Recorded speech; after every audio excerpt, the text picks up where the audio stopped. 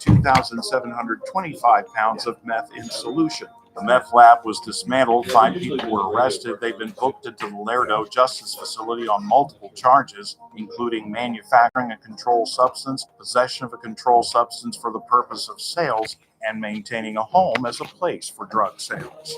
Former Cal State Bakersfield Athletic Director Kyle Condor has filed a lawsuit in Los Angeles County. According to Condor, CSUB administrators have mishandled sexual assault allegations. They fired him, he says, as retaliation for speaking out. There have been 3 separate sex scandals at Cal State University. According to Condor's lawsuit, they're all connected. The first one involved 2 former softball players' alleged harassment, assault, and abuse. 2 people have been saved after being pulled from a partly submerged vehicle. The crash involved 2 vehicles. It happened just before 6 o'clock Monday evening at West Lerdo Highway and Scaroni Avenue. Good Samaritans and firefighters helped save the 2 victims who were hospitalized with life-threatening injuries. I'm Bill Robbins in the KERN newsroom with news every half hour or when it breaks on News Talk 96.1 and AM 1180 KERN.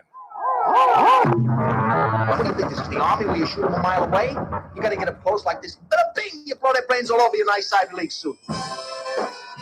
It's the Ralph Bailey Show on News Talk 96.1 and AM 1180 KERN. Now make sure you leave the house when you make the call. You understand me? You hear me? Call from an outside line. I mean it. Call in or text KERN. That's 661-846. Listen live at KERNradio.com. Now, the host you've been waiting all day for. Live from the KERN studio, here's Ralph Bailey. Hi, everybody, and a very pleasant good afternoon to you, wherever you may be, however you may be listening, or however you may be feeling for those subscribing on YouTube. It's the Ralph Bailey Show on a Tuesday, 4th day of October. Got another busy broadcast. Lots going on this election day. Hope you voted this afternoon. You've got obviously till 8 o'clock tonight to help us stave off Proposition 50. In the meantime, there are gubernatorial races going on in the Commonwealth of Virginia, the state of New Jersey, an attorney general race in Virginia, and of course, Zoran Memdani will be anointed mayor of New York City. We'll get into that. Teresa Goldner will join us at the bottom of the hour. And that was a short intro music. Was that for YouTube? Can we not even play our own intro anymore? Erica Kirk sat down with Jesse Waters. That's going to air, even though in my notes I have tonight. That is incorrect. It'll air tomorrow night on Fox. Erica Kirk, of course, the widow of Charlie Kirk.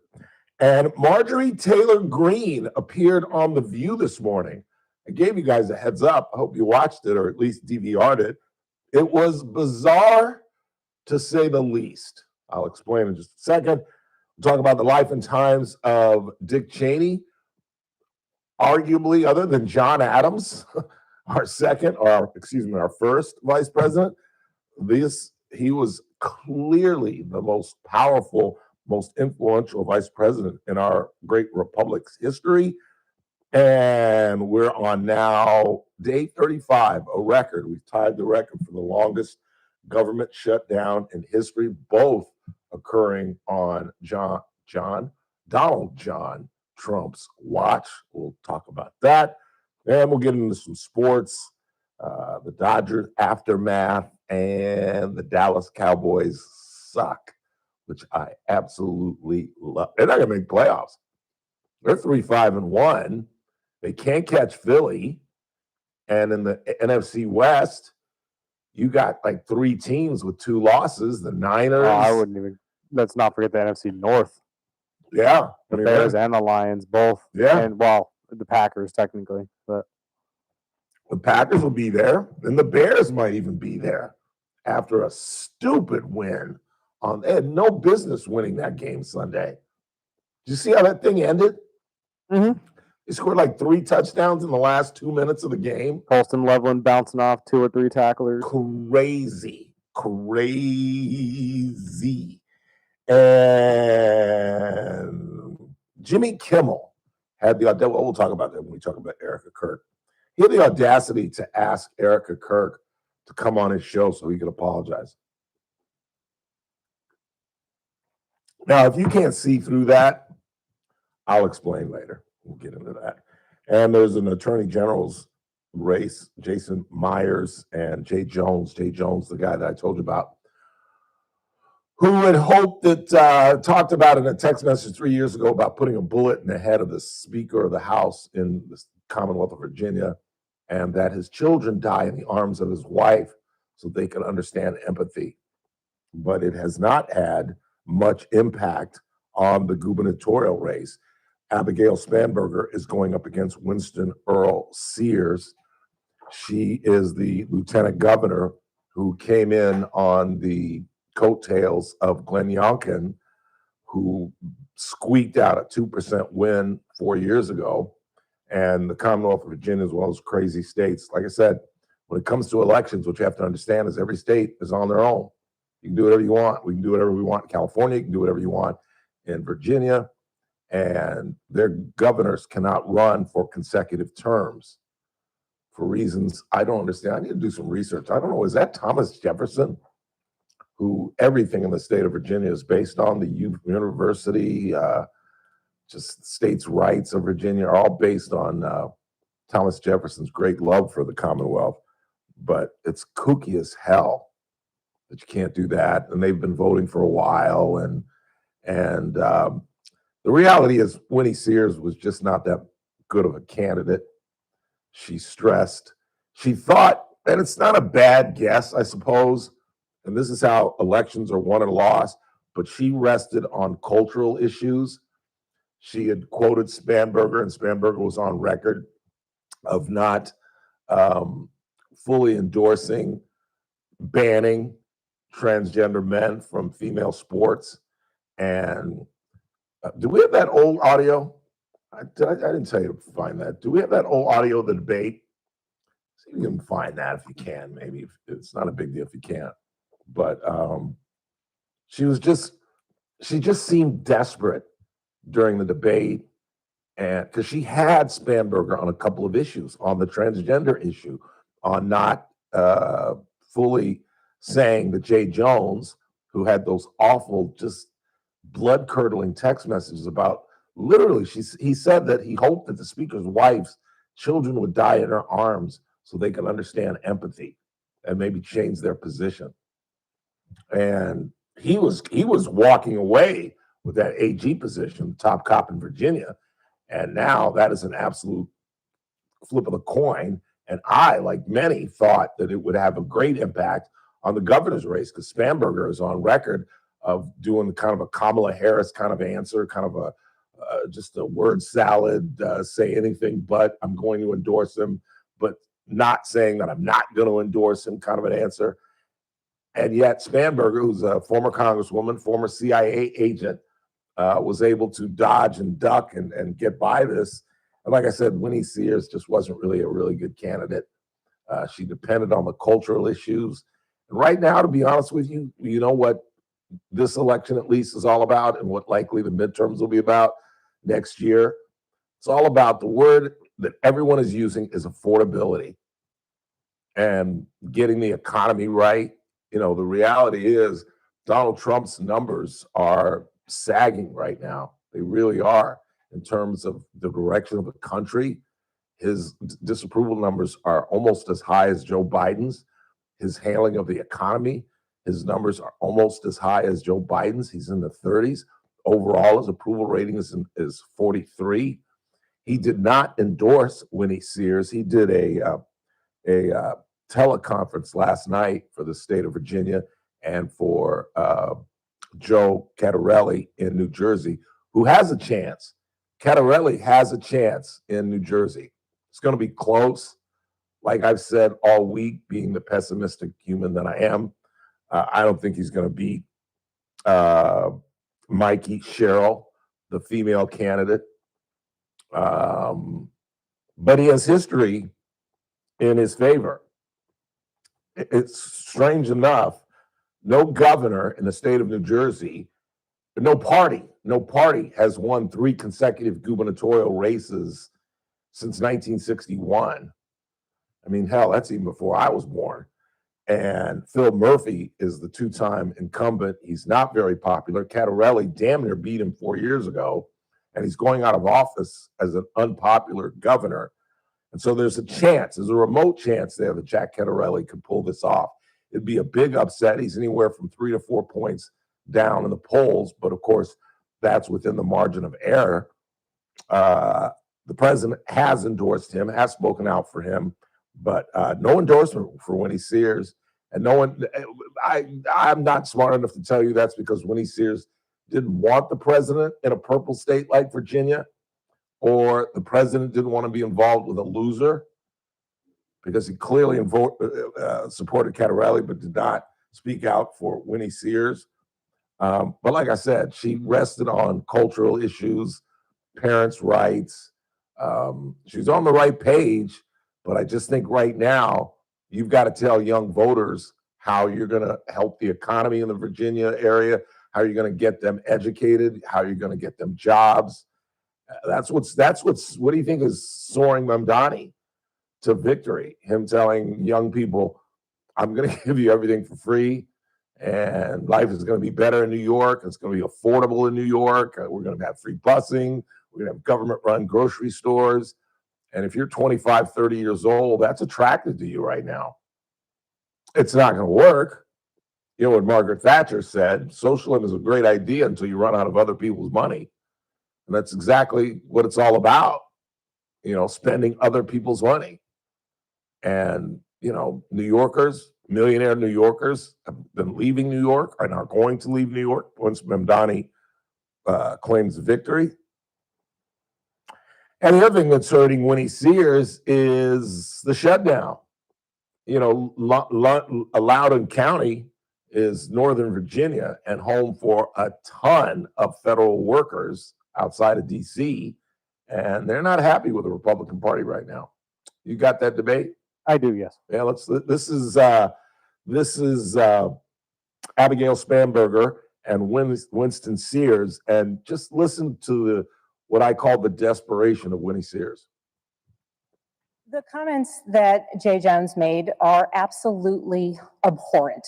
I denounced them when I learned of them, and I will denounce them every opportunity I get. As a mother, as a public servant, as a candidate for governor, I denounce them. And it is important that candidates always denounce violence on no matter which side of the aisle. Violence, violent rhetoric, we should always be focused and forceful in our denouncement of it. Are you going to tell him And to get importantly, please my opponent, unfortunately, only denounces violence when her side is the target.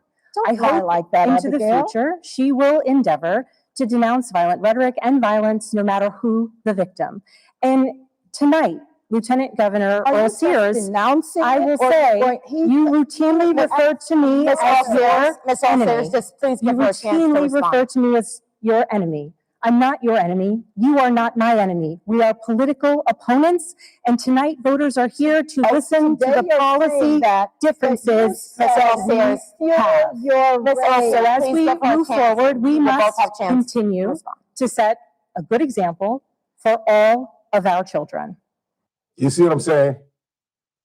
Spanberger got the best of that, and her answer was horrible. Her answer was evasive, and yet Winnie Sears was interrupted. She interrupted Spanberger 4 times, and Sears was interrupted by the journalist, by the panel, 3 times. And it just sounds horrible. Spanberger sounds composed. She turns to her and says, I'm not your enemy. I'm a congressional woman who used to work for the CIA. We're just running for office. And Sears just continues to interrupt her and interrupt her and interrupt her instead of just waiting and saying, that's a nice, cute political answer, but it doesn't answer the question. And then you hammer her. But when you interrupt like that and interrupt like that and interrupt like that, you sound desperate. You sound like you don't want this woman to get her message across. And Spanberger was beatable. She really was. And I like Winnie Sears. I really do. I didn't get to see her at the Lincoln Day dinner. Kathy doesn't invite me anymore. No, I just said that because I know Kathy's listening. But because I did used to get annually invited, but there's a whole lot of... Anyway. Well, we had Bernie, And we had Betty, And they had babies? and they had 5 babies, and 2 of them survived. So we called them Bernie and Betty and the Jets. So we had 4. That's and pretty then- funny, actually. And then Betty disappeared for a month. I don't know where Betty went. She How- came back after a month, and there were 4 more little Wait, peacocks hold following on, her. hold on. So what is gestation period of a peacock? 2 weeks? Well, no, I think it would been like 9 months, 8 months since How the long other have you had the peacocks grew up. peacocks? Since before my daughter got married, which was last year. Yeah, wow, Now okay. there's 8. And so my nephew And was so it'll staying. be 12, and then it'll be 16. We had family And staying then in the house. then there'll be a petition at your front door. We had family. We love you, Terry. We had but some family staying at the house to take care of everything and take care of the dogs and all that stuff while we were gone. And then I said, please don't feed the peacocks. Don't give them anything to eat. Then, because if we're gone for a week, they'll probably go away. No, they were waiting there. where do you expect them to Like- go?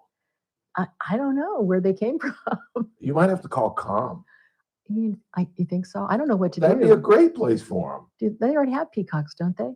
I have no idea. Well, there's tons of peacocks. I know there was tons of peacocks in the park out there by the river. I know Yeah. that because when I was county council, I got to go on a tour of all the parks in Kern County and saw all the peacocks. Really? And it was sort of down the road from where the cat house is. Have you ever heard of the cat house? I'm talking about a real cat house. Oh, see, I was. A kitty cat house. I Ralph, was- get I your was- mind I up was out of the way gutter. someplace else. Yeah. So I got to see a lot of stuff, and there was a lot of peacocks out there. Okay. So Alright. maybe I'll just bring them to Hark and donate them.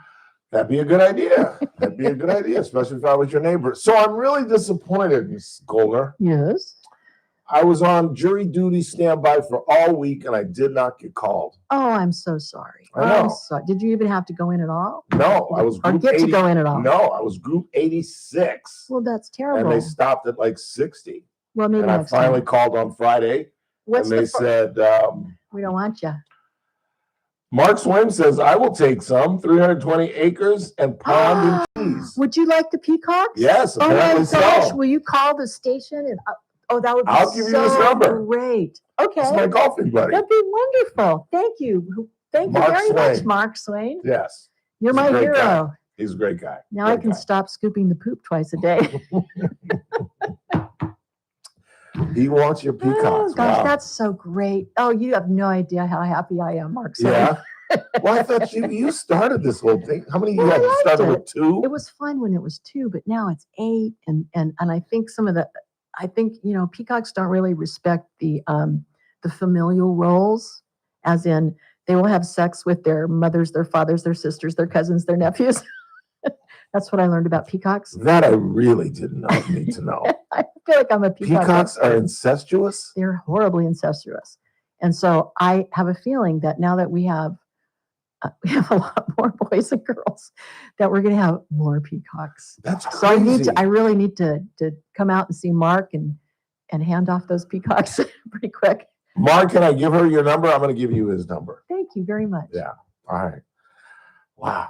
I didn't think that was biologically right Well, amongst animals. no, peacocks don't care. I mean, I've heard of animals that eat their young, These but having peacocks, sex with the these young. that's peacocks just- will have sex with any Oh, other please stand by, peacock. Mark Swain.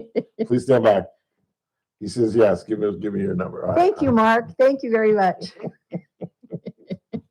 That's great. Do you know how happy that's going to make my husband? Yeah. Oh, he's going to be I so bet. Please hang on. Oh, anybody else want any peacocks? Hang on. Very great. I think no. He This wants- is peacock oh, giveaway he's day. showing their new home. Oh, that's beautiful. Yeah, he's got a lot of acreage Oh, out that's there. wonderful. So, Thank you yeah. so much, Mark. I really, they can- seriously, thank you. They can roam the range. Oh, God, that's wonderful. Good Made my grief. whole day. Yes, all right, very good. I'm happy wherever we can serve you. So Yes. the Supreme Court has a lot on their Ah. plate. Huge. It's going to be heard tomorrow. Yeah. All arguments are all set. There's going to be three lawyers are going to be arguing it. One for the government, of course, and then 2 for the other The parties. Solicitor General Yes. is the attorney for the government. It's going to be really interesting. This case is about 2 companies that sued and a lot of other people have joined in, and they have sued the administration, saying that Trump's executive orders where he imposed tariffs are illegal, that he does not have the authority under something called the International Emergency Economic Powers Act, called the IEP. We could just call it the EEP. Okay. Or IEP. All right. Or you could say IEPA, under the IEPA. And that's what it's about. It's about whether or not the statute actually allows him to impose these kinds of tariffs. And it's really kind of interesting because the challengers, the ones who have actually sued, are one of them is called Learning Resources, and the other one is called Hand to Mind. And these are two small family-owned businesses, dinky little businesses that make educational toys. And many of their toys are made in Asia. And they actually claim that they'd have to raise their prices by at least 70% in order to stay in business because of the Trump tariffs. Wow. And then there's another case that was brought in a different court, but still it's all part of this case now. That includes VOS Selections, which is a New York wine importer that has also pretty litigious, and another company called Terry Precision Cycling, which sells women's cycling apparel. So those are the companies that have actually sued to unwind the Trump tariffs, and they may get their way. Yeah. Don't know. So it's very interesting because there's two different types of tariffs that they are objecting to. The first one is called a trafficking tariff, and that's where Trump imposed tariffs on companies or on countries that have fentanyl trafficking and drug trafficking, and they're not doing enough to get control over that. And so he imposed tariffs on them because they are affecting the United States and the health and security of the United States. And that one might fly. I was going to say That one might fly. He just had some impact in China. Yes. Now, I don't know if Xi is going to hold to it, but he's promised to. China is one of those. Those trafficking tariffs targeted products from Canada, Mexico, and China, because President Trump says that they have failed to do enough to stop the flow of fentanyl into the United States. So I think that one might pass that category. Yeah.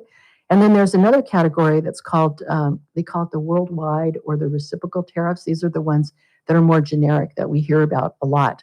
And that's where he imposed, you will remember he imposed a baseline tariff of 10% on goods on virtually all the countries, and then kind of piecemealed some of them and added more, anywhere from up to 11% to 50% on the other countries. Right. And so that's where it's kind of running into some tough terrain with statutory interpretation, because Trump, in order to impose those worldwide, he actually cited having large trade deficits as being an unusual and extraordinary threat to the national security and economy of the United States.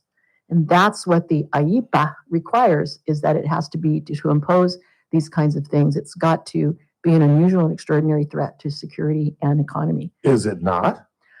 Do you think that having large trade deficits affects national security?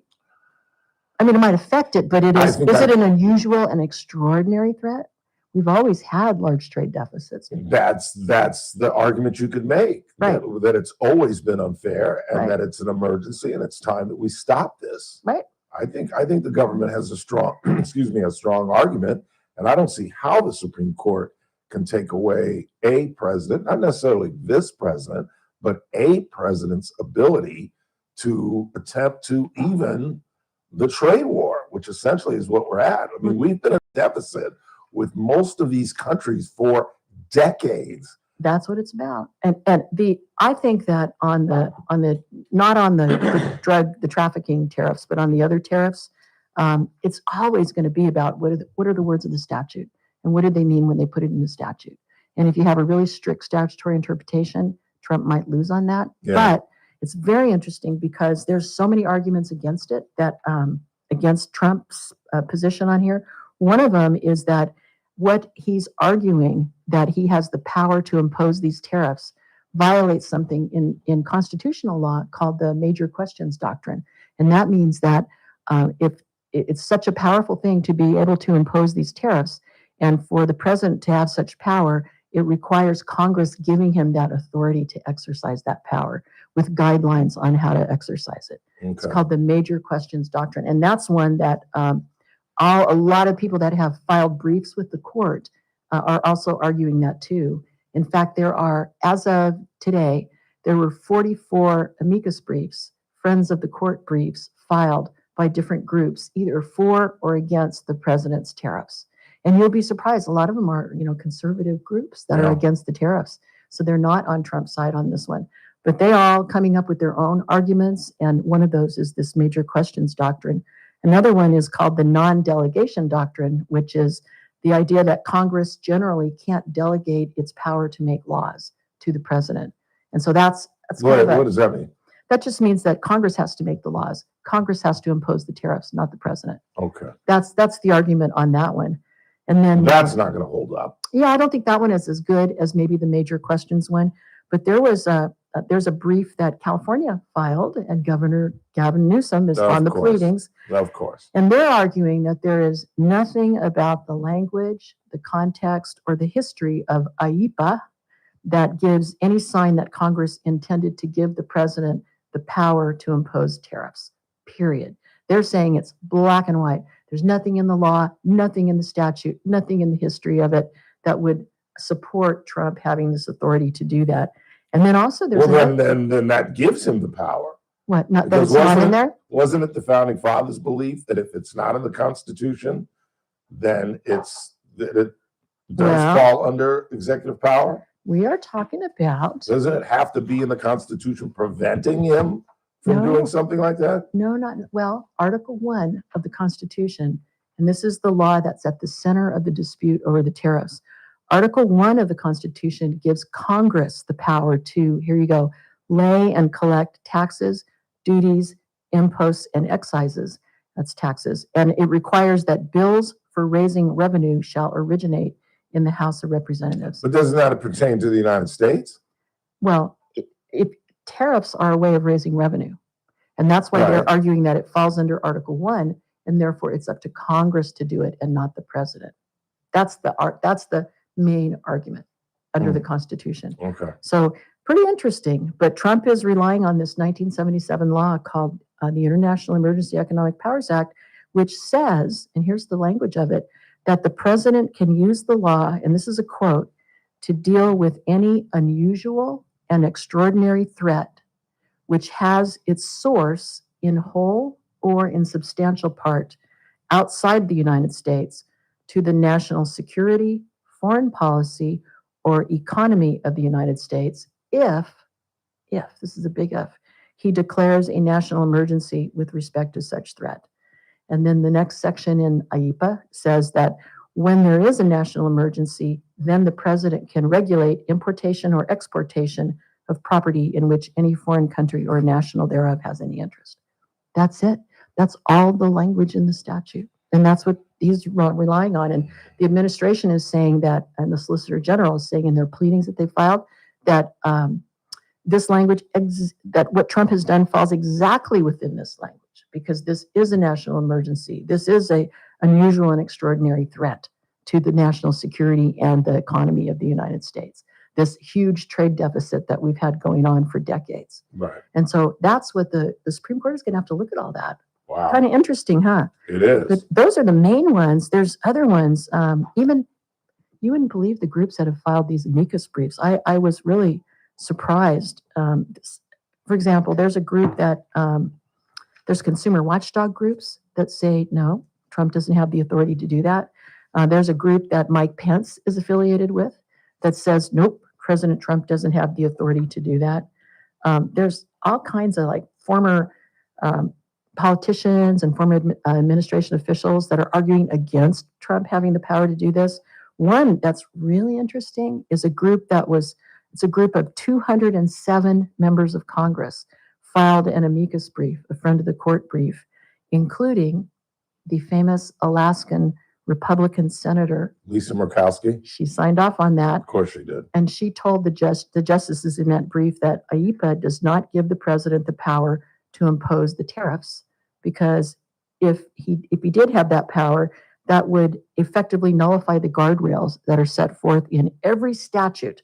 I mean, they kind of go off the edge here. Yeah. Every statute in which Congress expressly granted the president limited tariff authority. And that was something that Congress did not intend.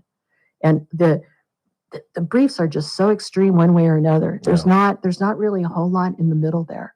And so the Supreme Court's going to have to come down and I think make a ruling that I know how I would like to see it end up, but I think they're going to have to bob and weave if they want to make it end up that way. How would you like to see it end up? I would like to see the president have the authority to impose the tariffs. Yeah, I don't see how they take it away from them. What happens if they do? Then, that's how do we unravel what's all been going on? I think it would all have to come to a stop. I don't know that it would be retroactive. I don't think it would be retroactive. We'd have to pay it back. Yeah, it could We'd never have to do that. But no. Going forward, we wouldn't be able to, of course, have that. So that's what it's about.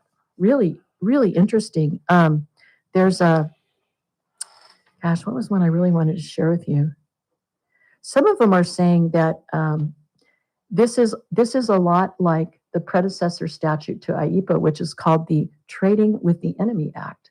And the Trading with the Enemy Act said that the president can impose sanctions and embargoes and impose tariffs, but only for a particular amount or percentage, only up to a certain percentage, and only for a temporary time. So that's different than what President Trump is trying to do now. And that's what Ronald Reagan talked about. Yes. In that famous speech that Democrats keep that's right. re-airing, where he denounced tariffs. He said, yes, initially they work if limited, but on long term, they are self-defeating. Some of the briefs are saying that this issue about, wartime tariffs and peacetime tariffs, that it was always Congress's intent to separate the ability for a president to impose tariffs between wartime and peacetime. And that's how you get these two statutes. And the government will argue that we are in a Cold War, an economic Cold War with China and Russia. And I would suggest, as we talked about last week when he was meeting with Xi, they're winning, in my opinion. I really believe it. We had some scary statistics. Do you know that China is making 72% of the naval ships that are going on right now? I didn't know and that the United States is making 0.2%? That China has. You're talking about naval ships in the world? Yes. Who makes the United States naval ships? We're getting them from, we just signed a deal with, I believe, South Korea has a company in Pennsylvania that is beginning, because the president is trying to step that up. There were just the numbers on rare earth minerals that I think they control like 90%. And that was part of the negotiation that was going on when he met with Xi. I mean, they are preparing for the future. You know, the Chinese, they look for the long game, and we don't live like that, unfortunately. And it's frightening. I wish we did too. Yeah, I wish we did too. But it's frightening how they are just. I'm pretty confident that the tariffs against China are going to stand. I really do. I don't think we're going to have a problem with those. It's all those others, and it's all about if the Supreme Court comes down and says, yes, we're in a time of an economic emergency, then the president can do it. China controls 90% of the supply of rare earth minerals that go into our phones, our weapon systems, planes. They own 70% of the world's mining companies. They have 96% of the shipping containing ships, 60% of ship-to-shore cranes with China, 74% of the ships that are being built. And, the obvious target, I think, for the next conflict between us is Taiwan. Oh, yes. And I've always asked my audience and asked experts, what happens if he quarantines Taiwan, if he does a John Kennedy and blockades Taiwan? Are we going to run the blockade? Are we going to drop in? If we do that, there will be a major World War III. Major war. World War III. Over Taiwan. Yeah. Do you think that we should do that? We've dedicated, I don't either, but we've dedicated ourselves to it. It's not a Democrat or Republican position. It's kind of like the Monroe Doctrine. We've decided that if, in fact, they attack Taiwan, we're going to put boots on the ground. And that's incredibly frightening. I'm going to go to China this year. Are you really? Yeah. I've never been to China before. I'm not sure. It's part of a tour that somebody's putting together for two couples. And I don't know exactly where we're going. I don't know yet. We're going in March. That will be fascinating. Yeah, I've had a friend that went there and with her husband, and she said, you have to be careful what you say on your cell phones, that you shouldn't have, if you bring a laptop, everything that's on your laptop, the government will gain access to. So she was basically saying, don't bring a cell phone, don't bring a laptop, don't do anything. Don't bring anything like that. Just be free. Yeah, they still steal all of our intellectual properties. Well, she was saying they eavesdrop Of course they do. on all of your phone conversations, on the course they tourist do. phone conversations. That's kind of scary, don't you think? Yes, they are scary. They Well, really are. I'll send you a postcard, and if I get caught up in a Chinese jail, will you get somebody to I come and will, get me I will out? send my best attorney down there to get you Will you out of send it. H.A. Sala? I I don't bet, know if I've got that kind of pull, but I can find somebody. I bet Beto would come and get me, bail I'm me out sure of he jail. would. I'm sure he would. Wow, that's fascinating. You have no idea where you're going. Well, I mean, I haven't really, I'm letting other people handle it. Yeah. I kind of want to be surprised. All I know is I have to have the right passport and the right shots and all that stuff, and then I'm just going to get on the plane and go. Yeah. Do you know how long the trip is? 3 weeks? No, how long the flight is. Oh, no, I don't know how long the flight is. Wow. I'm The just, Great Wall and yeah, I know we're going to go Oh. to the Great Wall. We're actually going to go to Taiwan. That's the first place we're going to stop. really. And then we're going to go to Japan, and we're going to go to China. Wow, you What do you buried think the about that? lead. That's incredible. Yeah, I know. I'm really excited about it, but I decided I want to be surprised. Yeah. My Yeah. parents went to the Orient. Did they like But it? did not take us. They went to Hong Kong and I forget where else, but did not take us. Darn. That was the Were summer. you too old or too young? I was 16. It was the summer that I stole a car. Not I've heard that story. my own car. I think I heard Yes. you say that story Yes. before. And so Stole was my- that your punishment? You didn't get to go to the Orient? No, I couldn't drive my car the first 2 semesters of my junior year Of high of high school. Yes, So that was my punishment. The car sat in the garage as I got on the bus with my 6-year-old sister, So that probably put which was worse. I would have rather a butt whooping. that probably put the kibosh on your dating life, right? It really did. Well, I had no dating life in high school, Teresa. I had no game in high school, but yeah, that was the worst punishment I could have gotten. I'm sorry. Just to Rob. come home every day and see that car parked in the driveway, Your dad really knew how to do it. and I couldn't. Yeah, and I was getting on the bus with my sister. You had a good. You I had to good get a parents. ride home from practice, and it was horrendous. But that was yeah. I would do anything to go to the Orient. I really would. So if you need a personal valet, I can carry all the bags. I think I can got make all the that. plans. I can. I'm trying to not bring about a bunch of stuff anymore. I want to travel really light from now on. Yeah. I'm tired of schlepping stuff back and forth. My goal is to be able to, because we have that place in New York now, I Yeah. want to be able to just decide on a moment's notice, let's go, and just grab my purse and go. That's what I want. And not have to maybe put a pair of underwear in the purse and that'd be about it. I think that would be a nice way to travel. Yeah. Okay. Maybe. No comment. So what do you think's going to happen with this tariff case? There's no way they're going to deny him the ability to make tariffs. There's no way. way in the world. They could severely limit it though. They could limit They it. really could. I could see that. They But could. to completely take away the power, I don't see it.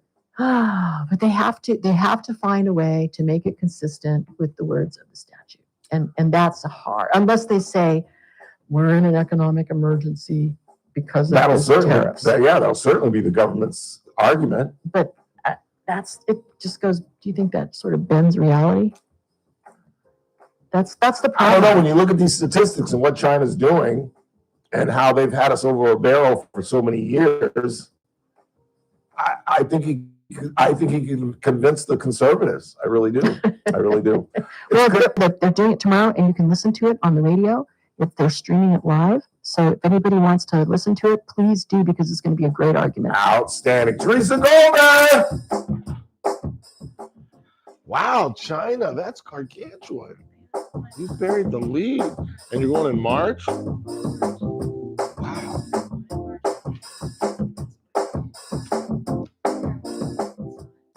This is AM 1180 KERN. Green Acres. This is 96.1 FM. What are they? Bakersfield. Online at KERNradio.com. Well, News this hour from Town Hall. I'm Keith Peters in Washington. It's one of the biggest off-year elections ever, with a huge New York City mayoral election in the balance. President Trump's inserting himself into the New York City race for mayor, backing independent Andrew Cuomo against Republican Curtis Sliwa and Democrat Zohran Mamdani. The race has made Mamdani a national figure as he has drawn the ire of Trump and other Republicans who have tried to cast him as the face of a new, more radical Democratic Party. Trump has also threatened to take over the city if Mamdani wins, as well as arrest and deport the state assembly member who was born in Uganda but is a U.S. citizen. Correspondent Julie Walker reporting. Other races include contests for governor in Virginia and New Jersey, along with the redistricting battle in California. Dick Cheney, who served as George W. Bush's vice president, has died from complications of pneumonia and cardiac and vascular disease. Following the September 11th terrorist attacks, Cheney consistently defended the use of surveillance tools and detention, and he was a leading advocate for the invasion of Iraq. His conservatism and hard-charging style angered many Democrats, but years after leaving office, Cheney became a target of Donald Trump when his daughter, Congresswoman Liz Cheney, became the leading Republican critic of Trump's effort to overturn the 2020 presidential election. White House correspondent Greg Clugston says Cheney was 84 years old. Signs of a potential end to the government shutdown are intensifying, with behind-the-scenes talks. They come as the federal closure, now in its 35th day, is on track to become the longest ever, disrupting the lives of millions of Americans. On Wall Street, the Dow down by 251 points, more at Town Hall. Newsmax, you like Newsmax. I like it too. Newsmax has been terrific. President Trump is right. Millions like you are tuning into Newsmax. You're watching Newsmax on cable. You're going to our streaming channel, Newsmax 2. And you're downloading our free Newsmax app on your smartphones and TVs. I know, that was great. Institute says we're now one of the top news brands in the nation. Every night, watch great shows with Rob Schmidt, Carl Higbie, Rob Finnerty, and more as they expose the big media lies, the Washington slump, and they're never afraid to talk about faith, freedom, and the values that made us great. Find out why Newsmax is the fastest growing news channel in America. Make the switch today and join our news revolution. Get Newsmax on cable, on streaming, and download the free app today. It takes just seconds to start. Let President Trump know you stand with Newsmax. It's for real news, for real people. Make the switch today. From the KERN Newsroom, your live and local news update on News Talk 96.1 and AM 1180 KERN. I'm Bill Robbins. An 8-year-old boy has died after being hit by an alleged drunk driver in a pickup truck. 33-year-old Andres Serna has been charged with DUI in Kern County before. Court records show his license is suspended. Police say that Serna lost control of his pickup a little after 12 noon on Monday as he was heading west on East California Avenue near Haley Street. The truck went through a fence and into a parking lot, hitting the boy and his father near a food truck. The father had moderate injuries. The boy was hospitalized as critical, did not survive. Cal State University basketball coach Kevin Mays has been arrested. He's been charged with trafficking a woman in several states. An anonymous email was sent to the head coach advising him of the situation and advising him that it was his duty to protect students. No students of Cal State University were named in the email. A man has been hurt after a crash on Highway 65. CHP says it happened just after 6 o'clock Monday morning near the intersection of Highway 65 and Snow Queen Avenue. Officers say one vehicle made an unsafe turn. All 3 drivers were taken to the hospital. Alcohol or drugs are not believed to have been factors in the crash. The man has been hospitalized in critical condition after what Bakersfield police call a suspected DUI crash. Officers were called to the intersection of Hageman Road and Fruitvale Avenue just after 7 o'clock Sunday morning. Arriving officers found a Mazda Miata and a Mitsubishi Outlander crashed at the intersection. Driver of the Miata and the female passenger of the Outlander, as well as a juvenile passenger, were taken to the hospital with minor injuries. The man riding in the Outlander was taken to the hospital. Officers say that speed and intoxication were factors in the crash. I'm Bill Robbins in the KERN newsroom with news every half hour or when it breaks on News Talk 96.1 and AM 1180 KERN. What do you think this is the Army where you shoot them a mile away? You got to get a post like this. Bing, you blow their brains all over your nice Ivy League suit. It's the Ralph Bailey Show on News Talk 96.1 and AM 1180 KERN. Now make sure you leave the house when you make the call. You understand me? You hear me? Call from an outside line. I mean it. Call in or text to 661-842-KERN. That's 661-842-5376. Listen live at KERNradio.com. Real quick, so I'm on the air. 30 seconds. Now, the host you've been waiting all day for. Live from the KERN studio, here's Ralph Bailey. Really? That's cool. That is cool. All right, thanks so much. Hour 2 of the broadcast on this Tuesday, 4th day of November. It's November, not October. Still got lots to do. I can get on the right page. Talk about Erica Kirk here in just a second. Marjorie Taylor Greene made her debut on The View. And day 35 of the shutdown. And if those of you who are watching on YouTube notice, Teresa Goldner hung around a little bit. She was telling me the story. She just got back from New York. They have a place now. Her daughter is an attorney in Manhattan, so they have an apartment in Brooklyn Heights. And I was asking her, did they have any issues flying back? She said they were delayed for 2 hours at LaGuardia. They were delayed at DFW in Dallas. And she said the only good thing about that was that they got to see Game 7 of the Dodger game. I guess it was Saturday night that she came back. And Dallas is on Central Time. I do believe they're 2 hours ahead of us. And she said that all the, much like Baltimore Washington International Airport, like LAX is busy like till midnight with departures and arrivals, but there are some airports like BWI, and she was saying even DFW, the departures end at a certain period of night. They were supposed to leave at like 7 o'clock, and they were stuck in the airport till midnight. But they said they gave her vouchers for Ubers and a hotel room. I don't think Honor Flight got that when we didn't have a battery for our charter flight. And our leaders expertly and expeditiously got 181 people into 4 different hotels at about 1 o'clock in the morning. It's one of the most amazing things I've ever seen. But yeah, that's pretty cool. They gave her a voucher for both Uber and a place to stay. But this is all ramifications of this ridiculous shutdown. It's just, we're at a record pace now. It's tied. Back during the first Trump administration, we had a 35-day shutdown. And like I said, I think it's going to come to an end by the end of the week. In fact, John Thune came and spoke before the media today, and I thought they had cut a deal. And he said, no, Congress is not even in session. That's why Marjorie Taylor Greene was up in New York on The View this morning. And well, we'll get to her in just a second. Meantime, Erica Kirk, the widow of Charlie Kirk, is going to appear on Jesse Waters. They've already taped it. It'll appear last night. And one of the things they're going to talk about is Jimmy Kimmel's so-called apology. Do you have Jimmy Kimmel, the original? Here is what Mr. Kimmel originally said.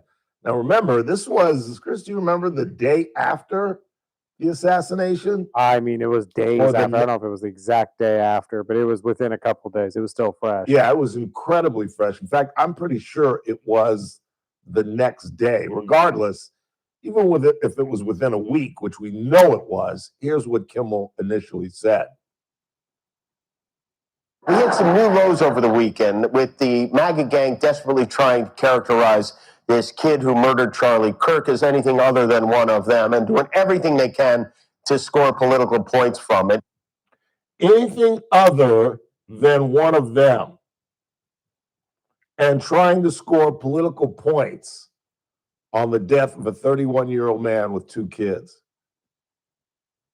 And remember, he came back and claimed that he said nothing wrong. He never apologized. And I don't know how, I mean, the classic comment is it's out of context. I don't know how you take that out of context, trying to convince that it was anyone other than them, when in fact we know the alleged assassin's background, his problem with transgenderism and the comments made by Charlie Kirk.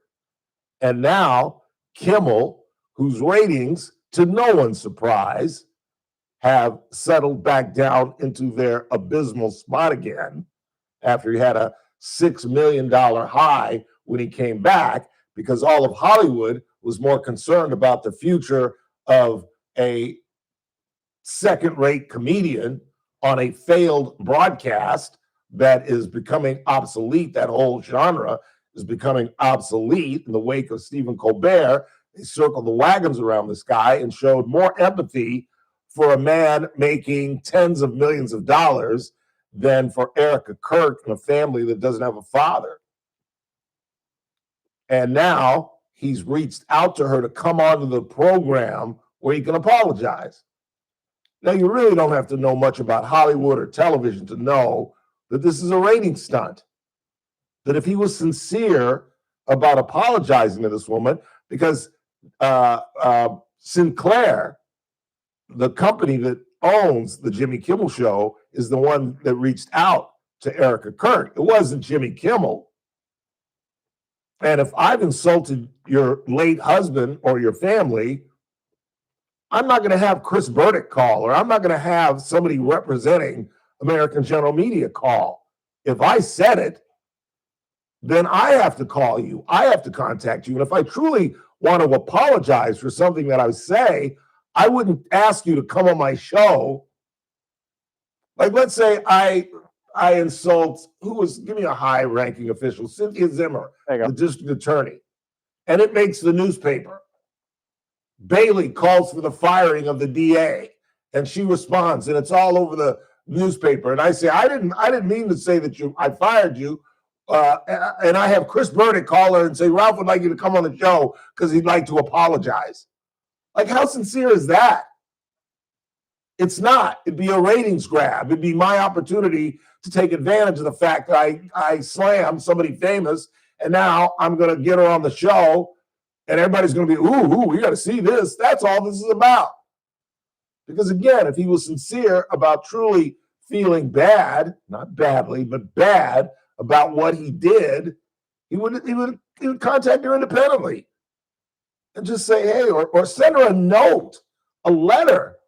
I'm old school. Send her a nice letter, handwritten, saying, maybe I went too far, or I didn't mean to hurt your feelings, and blah, blah, blah. But no, this is an absolute ratings grab, because again, after all the hoopla and all the circling of the wagons about this multimillionaire, his ratings are right back in the toilet where they belong. Nobody's watching that show. And he's going to use this widower. And this is the guy that said that the MAGA is trying to make political points. What are you doing? Well, here's a preview of what she had to say about that with Jesse Waters, which again is going to air tomorrow night on Fox. Jimmy Kimmel lied about your husband's murder and didn't really apologize. What would you say to Jimmy Kimmel? Same thing I told Sinclair. They asked. I haven't really told anybody this, so they asked, do you want Jimmy to give you an apology? Do you want to be on his show? How can we make it right? Through our team, I responded. I said, tell them thank you, we received their note. This is not our issue, not our mess. If you want to say I'm sorry to someone who's grieving, go right ahead. But if that's not in your heart, don't do it. I don't want it. I don't need it. Good for her. Good for her. And did you listen to that bite carefully, where she said Sinclair reached out? And what did Sinclair say to her? How can we make it right? Which completely unravels the narrative that President Trump somehow pressured ABC into suspending him. That's not what it was about. I tried to explain to you all what it was about. It was about affiliates. You've got to look at the network as a large company that has different franchises in different cities. And the large company, and is a classic example of this, is the Johnny Carson show or the Today Show, any national show, because Johnny used to make fun of it all the time. He would have a new affiliate and he would, this is for KERO in Bakersfield, and he'd make fun of boop, boop, boop, because you've got to answer to those affiliates because they're carrying your show. And if the affiliates aren't happy, they don't carry your show, and the ratings quite naturally go down. That's what it was about. Affiliates were raising hell with Sinclair and Nexstar, and they had no choice. And this was Bob Iger, a dear friend of his, who ultimately made the decision, and who ultimately made the decision to bring him back. Because if it was coming from the government and it was all about a merger and appeasing Trump, then why did they bring him back? Because remember, I initially thought it really was about that, and that's why I predicted Kimmel will never come back. But Iger absolutely changed his mind. So this whole thing, and the fact that she pointed out that Sinclair said, how can we make it right? That is an admission that you did something wrong. Ralph Bailey, master of the obvious. But now that unravels this whole ridiculous narrative that the government put pressure on these people, that Iger wasn't offended, that Sinclair wasn't offended, that most people that are objective and fair weren't objective by him saying that the MAGA group was trying to convince America that the shooter of Charlie Kirk was anybody but MAGA, meaning that it was a MAGA person, when in fact we learned that it wasn't. He absolutely lied. And then the audio, when he finally came back, was fun-filled. There was no apology. There was no sentiment toward Erica Kirk. And what award show came up after that? Was it the Emmys or the Grammys or the Tonys or some major? I think it was the Emmys. Shortly came up after that. Not a word about the death of Charlie Kirk. What would have hurt the Hollywood Finocchios to take a minute of that ridiculous show and just say a moment of silence for the death of Charlie Kirk, or to be the bigger people and say something to the effect that, be blunt. Look, we are liberal, and we did vehemently disagree with Charlie Kirk, but this country has no room for political violence, and what went down was wrong. That's all they had to say. But they couldn't even spit that out. It's so beneath them, they couldn't even spit. Jamie Lee Curtis is the only real Hollywood person that I've heard that's had anything positive to say about the death of Charlie Kirk and showing any type of empathy. And even she kind of backed it up when she got pillared by the community inside the 405. I can't stand celebrities. And I particularly can't stand celebrities in Los Angeles. That whole Hollywood cliquey group of self-absorbed, rich, entitled people that do something that anybody on the planet can do. That's what I hate about celebrity. Other than like singing and musicians, acting, really? Is it really that tough? Because if it's that tough, then how come so many people that never in any depth of their minds thought that they would be an actor? Frank Sinatra was a singer for decades, never wanted to be an actor. All of a sudden, he's in movies and he's winning an Academy Award. I mean, think about all the rappers and people that have no acting skills whatsoever who are. Queen Latifah is an actress. You know what I'm saying? Whoopi Goldberg is an actress. These are comedians. These are people that all they wanted to do was get up on stage and tell jokes. And all of a sudden, they're winning Academy Awards. How difficult can it be? You're saying somebody else's words. You've got somebody telling you how to do it, where to walk, how to talk. And yet they're the most arrogant, overpaid sons of bitches on the damn planet. Yeah, I said it. You can say that, Chris. The FCC doesn't mind. Gotcha. It's a female dog. That's all it is. All right, let's go. My blood pressure just gets riled up. And like I've always talked about, I grew up around these people. I really did. And the only good ones I ever met was Richard Crenna. I'm talking to old people who remember Richard Crenna. Merv Griffin was a nice man. Jacqueline Lane was an incredibly nice man. Robert Conrad, Baba Black Sheep, was one of the biggest horses platoons you'd ever want to meet in your life. A guy who I once saw come onto a JV football field because his son got stripped of a football. The guy went 80 yards. Big black kid, knocked his kid down, took the ball from him and ran 80 yards at the end of the half. And Conrad comes onto the field and puts his finger in the referee's chest. And because he was Robert Conrad, Wild Wild West, Baba Black Sheep, they didn't throw him out. They didn't even call a penalty. He just cursed the guy out and went back and sat in the stands. I cannot stand celebrities. And Jimmy Kimmel is right at the top of my list.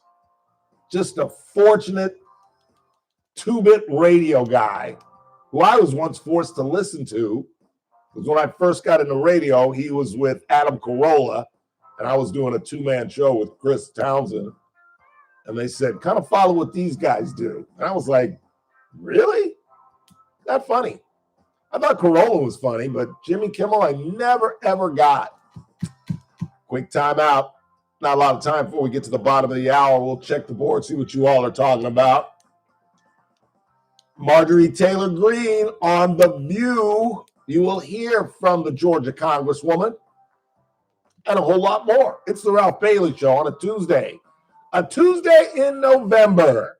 Election Day. Get out and vote no on 50. Got plenty of time. Polls close at 8 o'clock. In fact, some polls on the East Coast are now closed. And in New York, they'll be closed in about 35 minutes. We'll get into that a little bit later in the broadcast. It's TRBS on a Tuesday. News Talk 96.1 at AM 1180 KRN, streaming live at kernradio.com. News Talk 96.1 and AM 1180 KERN. Now, we're not going to go on and on about it, but I've got to admit, we're kind of curious. What happens with old Mamdani the commie in New York City? How about those other big elections, including Prop 50, the Let's All Gerrymander measure in California? We'll bring it to you. Whatever the mainstream media take is on all the election results, I guarantee you it's going to be overblown. We'll try to bring it back to reality. Next, Armstrong and Getty Show. Weekdays noon to 2 on News Talk 96.1 and AM 1180 KERN. Must qualify for enrollment. Results may vary. Attention! Have you racked up $10,000 or more in credit card debt? Are you barely getting by making minimum payments? With credit card debt reaching all-time highs, National Debt Relief is notifying consumers about significant debt relief options currently being made available to help those with overwhelming credit card debt. These options may reduce a large portion of credit card debt for those who qualify. You don't need to declare bankruptcy or take out a consolidation loan, and you may only have to pay back a fraction of what you owe, even if you have bad credit. National Debt Relief has already reduced the credit card debt for more than 550,000 consumers. So don't wait. If you owe $10,000, $20,000, or even $100,000 in credit card debt, you can now take advantage of this financial debt relief as the cost of living continues to skyrocket. To check what debt reduction you may qualify for, call 800-399-7272. 800-399-7272. Again, that's 800-399-7272. Are you making these two deadly mistakes with your emergency food supply? The first mistake is not having an emergency food supply to begin with. The second mistake is buying an emergency food supply, but not having a way to cook the meals in an emergency. That's why My Patriot Supply created the Black Friday Survival Special. It comes with the 4-week food supply, plus $150 worth of free gifts, including everything you need to prepare your emergency meals, like a cook stove, fuel, fire starters, plus a water purifier, bug out bag, and more. It's the complete survival kit your family needs to ride out natural disasters, civil unrest, or worse. Plus, it makes a great Christmas gift, but it's only available through Black Friday. So head over to mypatriotsupply.com and check out everything that's included. With all the uncertainty in the world, disaster preparedness is more important than ever. Go to mypatriotsupply.com and get prepared today. That's mypatriotsupply.com. Are you looking for a hospital that truly cares for your health and well-being? At Good Samaritan Hospital, they provide high-quality medical detox, psychiatric services, and medical and surgical care. They accept most insurances, including Medi-Cal, Medicare, and Kern Family. They offer Kern County's longest-standing inpatient detox program with dual diagnosis that combines medical care and withdrawal management all under one roof. Learn more at GoodSamaritanHospital.com or call 661-215-7500. Good Samaritan Hospital. They care for their community. Don't miss the Bakersfield Symphony's upcoming concert, An American Soldier, Saturday, November 8th at Dignity Health Theater. This program is both a tribute and a celebration, honoring American history and sacrifice, while bringing audiences together through some of the most stirring and recognizable music ever written, from American masterpieces to Tchaikovsky's 1812 Overture. It's sure to be an unforgettable experience. Tickets start at just $40. Student prices are available, so bring the whole family. For more info, go to bsonow.org. I'm JR Flores. Catch my show, The JR Show, weekdays at 2 p.m. Now, back to the Ralph Bailey Show on News Talk 96.1 and AM 1180 KERN. I buy my limo driver, Mr. Take us to the show. I'm gonna make some plans for later on tonight. I'll find a little queenie, I know I can treat her right. What's your name, little girl? What's your name? We got somebody on the phone. What's your name? That'd be Jerry's on the line. Jerry, you're on the Ralph Bailey Show. Hey, how you doing? Good. That's a great tune. It is. Hey, Little Leonard Skinner. I've been on hold about it, but I'm glad because I originally wanted to talk about KTLA Channel 5. Was that the same station that had Talk Back on with George Putnam and yes. And Lori? Okay, well, I got to go on that as a guest. Really? Yeah, George like, Putnam. Oh, wait. Yeah. That might have been KTTV. The 11? Yeah, that might have been 11. I'm not sure. Yeah. But anyway, it was funny because we had a family friend. We were from the East Coast, and this kid ended up being a child star.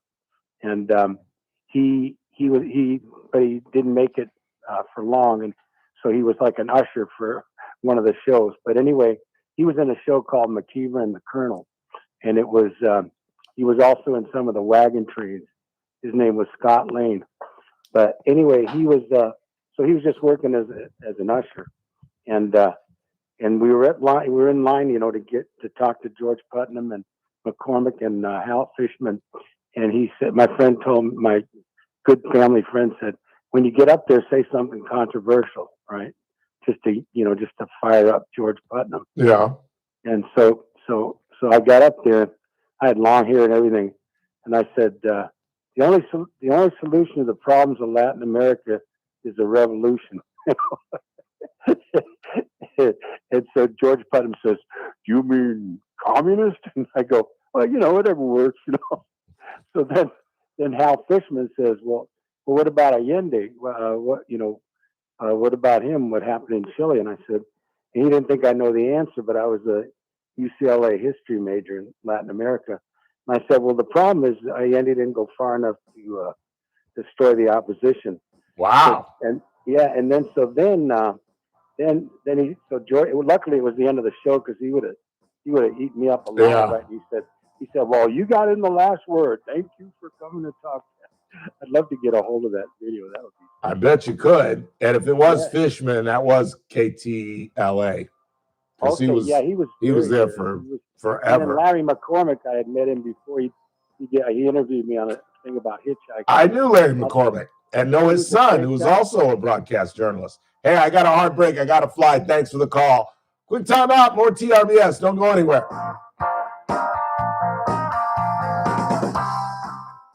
News Talk 96.1 and AM 1180 KERN.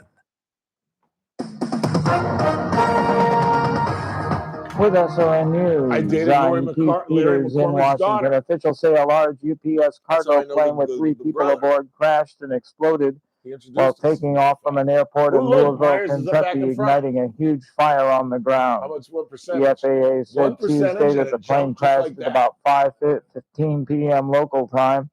The FAA said the plane was scheduled to fly to Honolulu after it took off from Louisville Muhammad Ali International Airport. Polls have closed in Virginia where voters are deciding whether to keep the governor's mansion in Republican hands by electing Lieutenant Governor Winsome Earl Sears or flipping it to Democratic control under former Congresswoman Abigail Spanberger. The race is seen as a snapshot of voter sentiment 9 months into Almost the dark. Trump administration. On Wall Street, the Dow down by 251 points. This is SRN News. News Talk 96.1 and AM 1180 KERN. From the KERN Newsroom, your live and local news update on News Talk 96.1 and AM 1180 KERN. I'm Bill Robbins. On day 33 of the federal government shutdown with SNAP benefits starting to run out, the California National Guard spent Monday at the Kern County Fairgrounds working with CAPK to make sure some needy families in Kern County had some food to put on the table. Rows of cars were wrapped around the perimeter during the distribution, many hoping to receive food bags. A total of 50 members of the California National Guard were there to help with the distribution. A man shot and killed in Woody has been identified as 51-year-old Robert McKenna Carver of Bakersfield. The Kern County Coroner's Office said that a little before 6:30 Sunday night, Carver was shot in the 37,000 block of Highway 155 in Woody. Carver did not survive and died at the scene. I'm Bill Robbins in the KERN Newsroom with news every half hour or when it breaks on News Talk 96.1 and AM 1180 KERN. Meet Paul Sheldon's client, Norma Diaz, owner of La Rosa Fruit Bars and Ice Cream. Hi, I'm Norma Diaz from La Rosa Fruit Bars and Ice Cream, and I'm a client and friend of Paul Sheldon. I've known Paul for many, many years, and my parents happened to be his first clients. So, of course, I called Paul and immediately felt this peace come over me, knowing that I didn't have to freak out about making a big decision. His knowledge about Medicare and your health insurance needs are beyond compare, and I was taken care of immediately by his wonderful staff. He knew everything that I needed and what I wouldn't need, so I was pretty much in and out of there in record time. If you're getting to that age or you're going to be needing to know about Medicare, then he's the one to call. He will totally help you out and get you pointed in the right direction. You're going to leave there feeling a great accomplishment and no concerns. And even if you have questions later, his staff can help you out. Those feelings are just priceless to me. So call Paul. You'll be glad you did. When Medicare matters, our team has the answers. Team Paul Sheldon. 398. The whole staff's here at 4:30. Hey, Dad, Some kind of meeting? how do airplanes fly? Staff meeting? What's in this box? Can I touch this? Where does sand come from? Is this tree good for climbing? What happens if I mix these two things together? How are babies made? What does this thing do? Kids are curious about everything, including guns. Talking to them about gun safety in your home is a good first step, but you can do more. Always keep your guns locked, unloaded, and stored separately from ammunition. Storing your guns securely is the best way to prevent family fire, including unintentional shootings. For more information on safe gun storage and ways to keep your family safe, visit endfamilyfire.org. That's endfamilyfire.org. What do we keep in the attic? What's this thing called? Can I ride my bike backwards? Like I said, kids are curious. It's up to us to keep them safe. Brought to you by End Family Fire, Brady, and the Ad Council. It's the JR Show. So Jazz Show Park's $1 Million Pavilion is set for a ribbon cutting on Friday. And the press release that I got said invitation only, which is funny because it's a public park. It's a public stage that we use public money to refurbish. But it's invitation only. You know what? Y'all show up at Jazz Show Park on Friday at 2 p.m., play my show, and tell them JR sent you. The JR Show, weekdays at 2 p.m. The Charlie Kirk Show, weekdays at 6 p.m. on News Talk 96.1 and AM 1180 KERN. Now, back to the Ralph Bailey Show.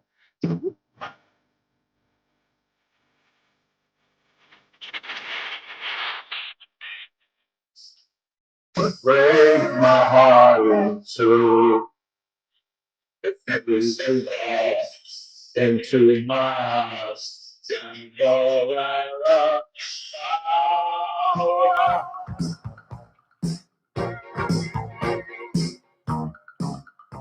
Let's dance.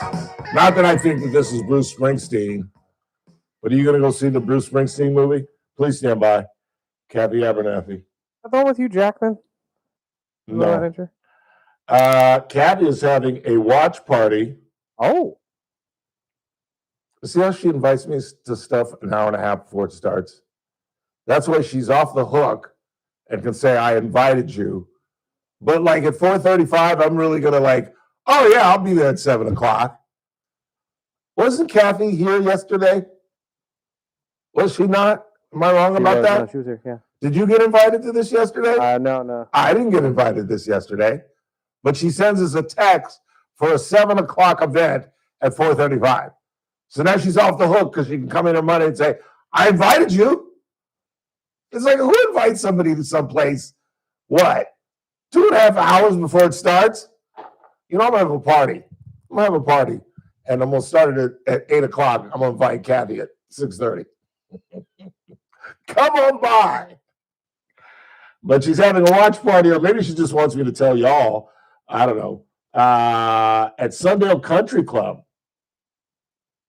in the grill, hors d'oeuvres and 1 drink ticket and a no-host bar. Well, I'm out. Host bar, I'm there. No host bar?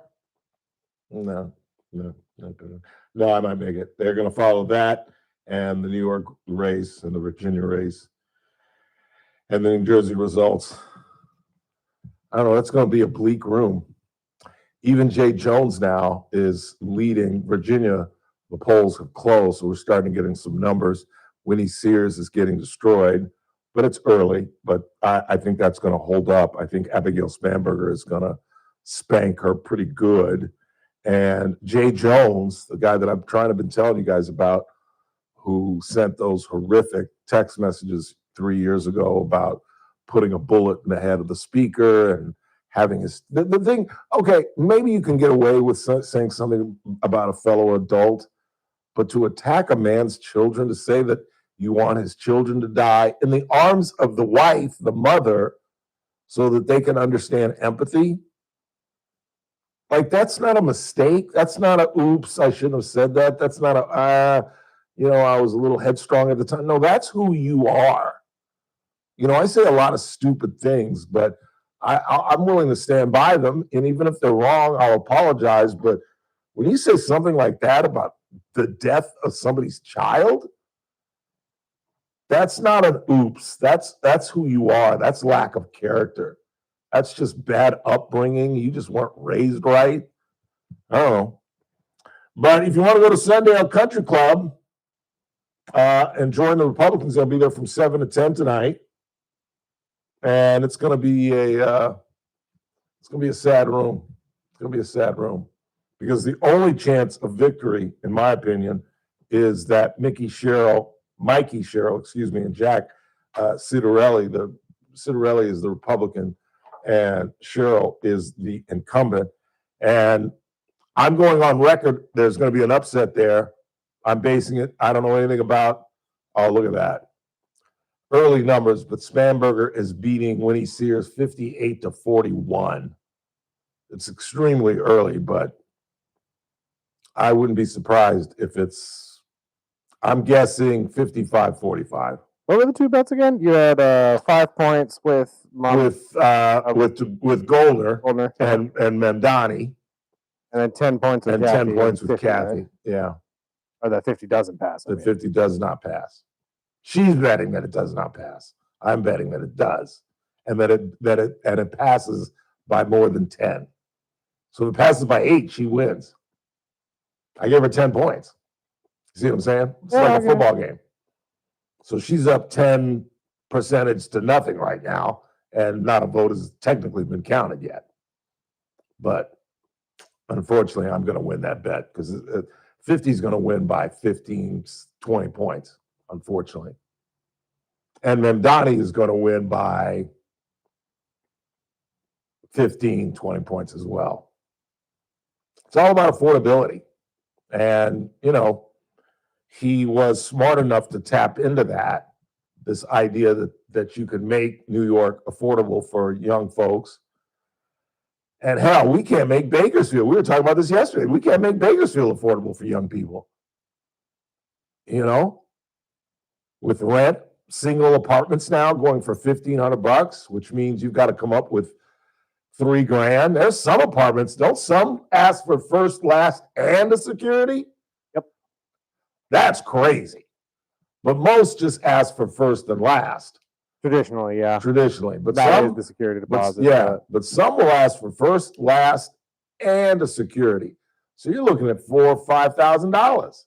But mostly it's first and last. And again, that's $3,000, you know, that you got to come up with before you move in. So you got to have, you know, $4,000, $3,500 in the bank. And I'll be honest with you, I don't know a lot of 25 to 30-year-olds who have 3 or 4 G's just lying around in their accounts. I really don't. I really don't. So I guess the idea that everything's going to be free, you can get on the bus for free, and boop, boop, like I said earlier, Margaret Thatcher said it, socialism is a great idea until you run out of other people's money. Ain't that the freaking truth? 842-5376, 842-KERN. Jay Jones is winning in Virginia. Isn't that amazing? Boy, the Democrats, you know, you got to hand it to them. They circle the wagons. They don't give a damn what your position is. As long as you got a D behind their name, they will support you. And none of them ran away from this guy, despite the horrendous things that he's written. And he's going to be the top cop of the Commonwealth of Virginia, or so it seems. Really frightening stuff. 842-5376, 842-KERN. You got anything on the board? Yeah, I got a couple. I have not hit my water all day long. This is from the end of the conversation with Teresa, but it Yeah. says, I'll come get Teresa out of jail, Ralph. She's been a friend for many years. Well, I forgot that conversation. Is that in China? She's going to be in jail? I'm assuming, yeah, if you bring your phone or something like that and they eavesdrop on you. China's a weird, weird country, Jack. It really is. I mean, during the Mao years, I had one of the best classes I ever took, Kay Bragg and her Chinese government class. And I learned, it's one of the few classes where I actually learned something, you know what I mean? Where I actually learned about Chinese government, Chinese culture, and about the revolution and Mao and the pyramid structure of Chinese government and how communism works, and how if you're born rich, you die rich, your family dies rich. If you're born poor, there's no mechanism to rise in that system. If you're born poor, you die poor. If you're poor, your great-great-grandfather is poor, your great-great-grandchildren will be poor.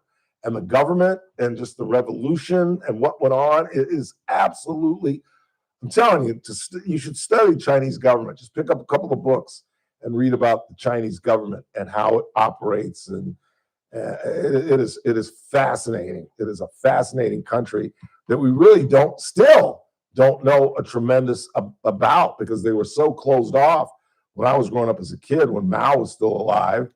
And as I hope most of you know, Richard Nixon was the first president to visit China, which was a tremendous deal when I was a little kid.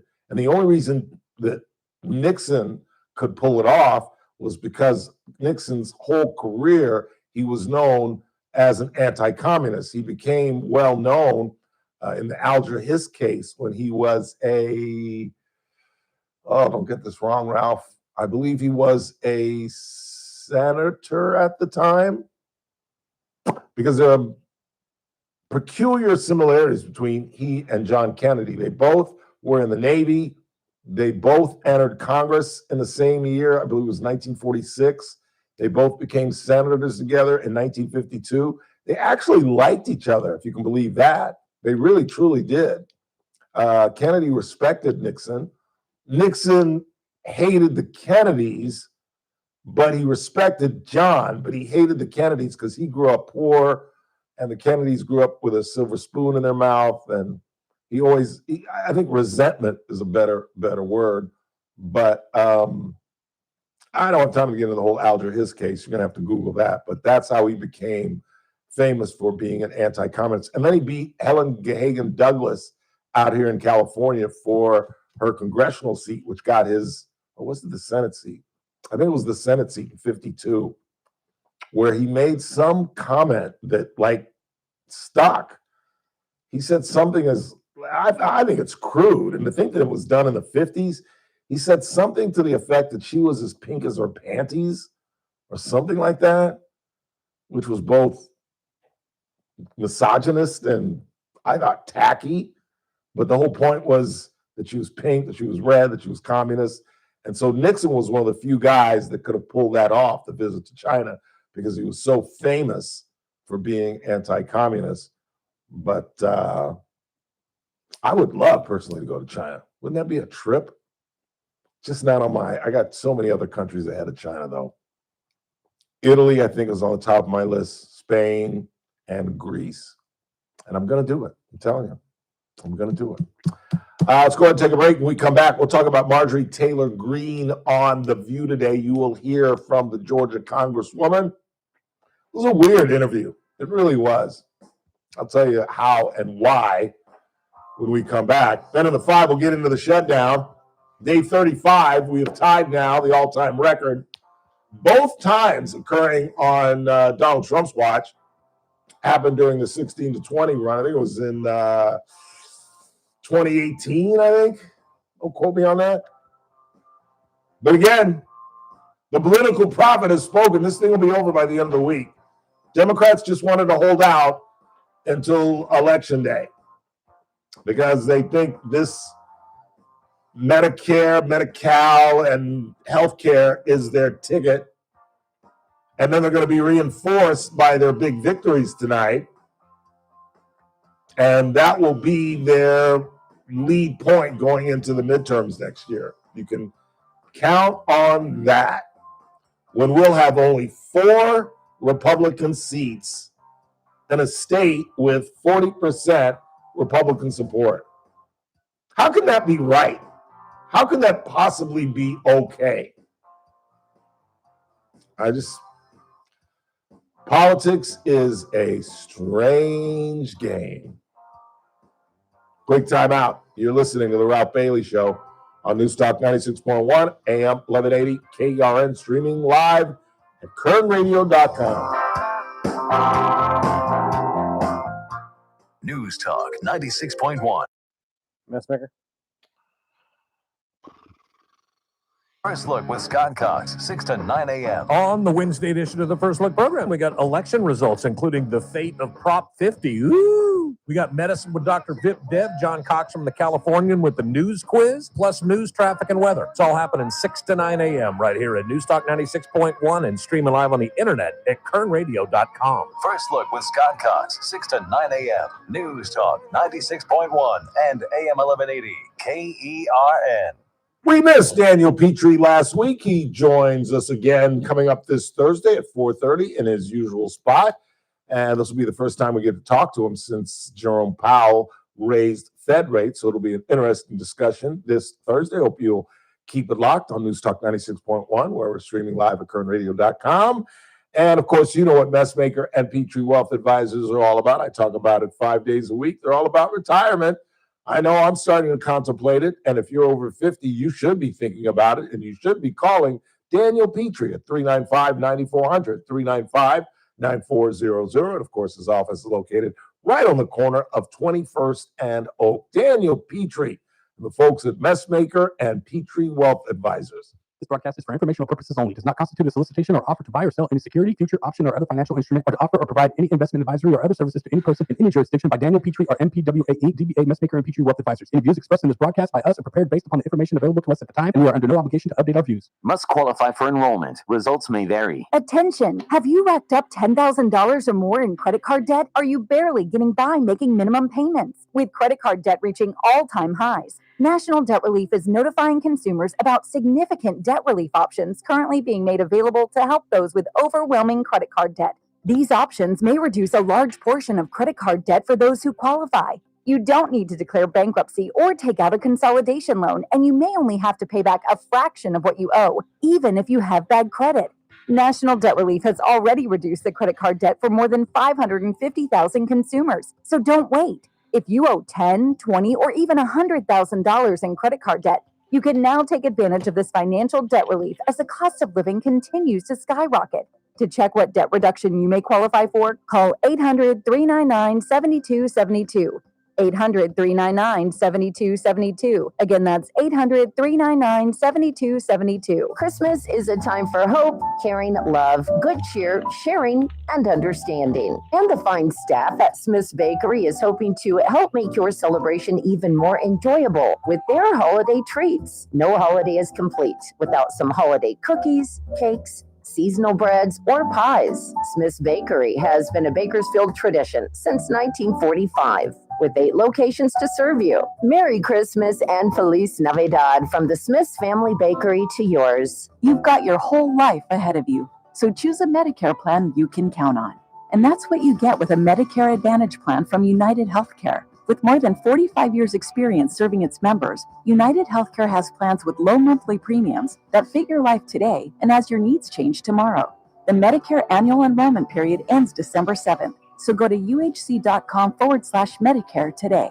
United Healthcare Medicare plans. It's Medicare coverage California can count on. The Armstrong and Getty Show, weekdays noon to 2 on News Talk 96.1 and AM 1180 KERN. Now, back to the Ralph Bailey Show.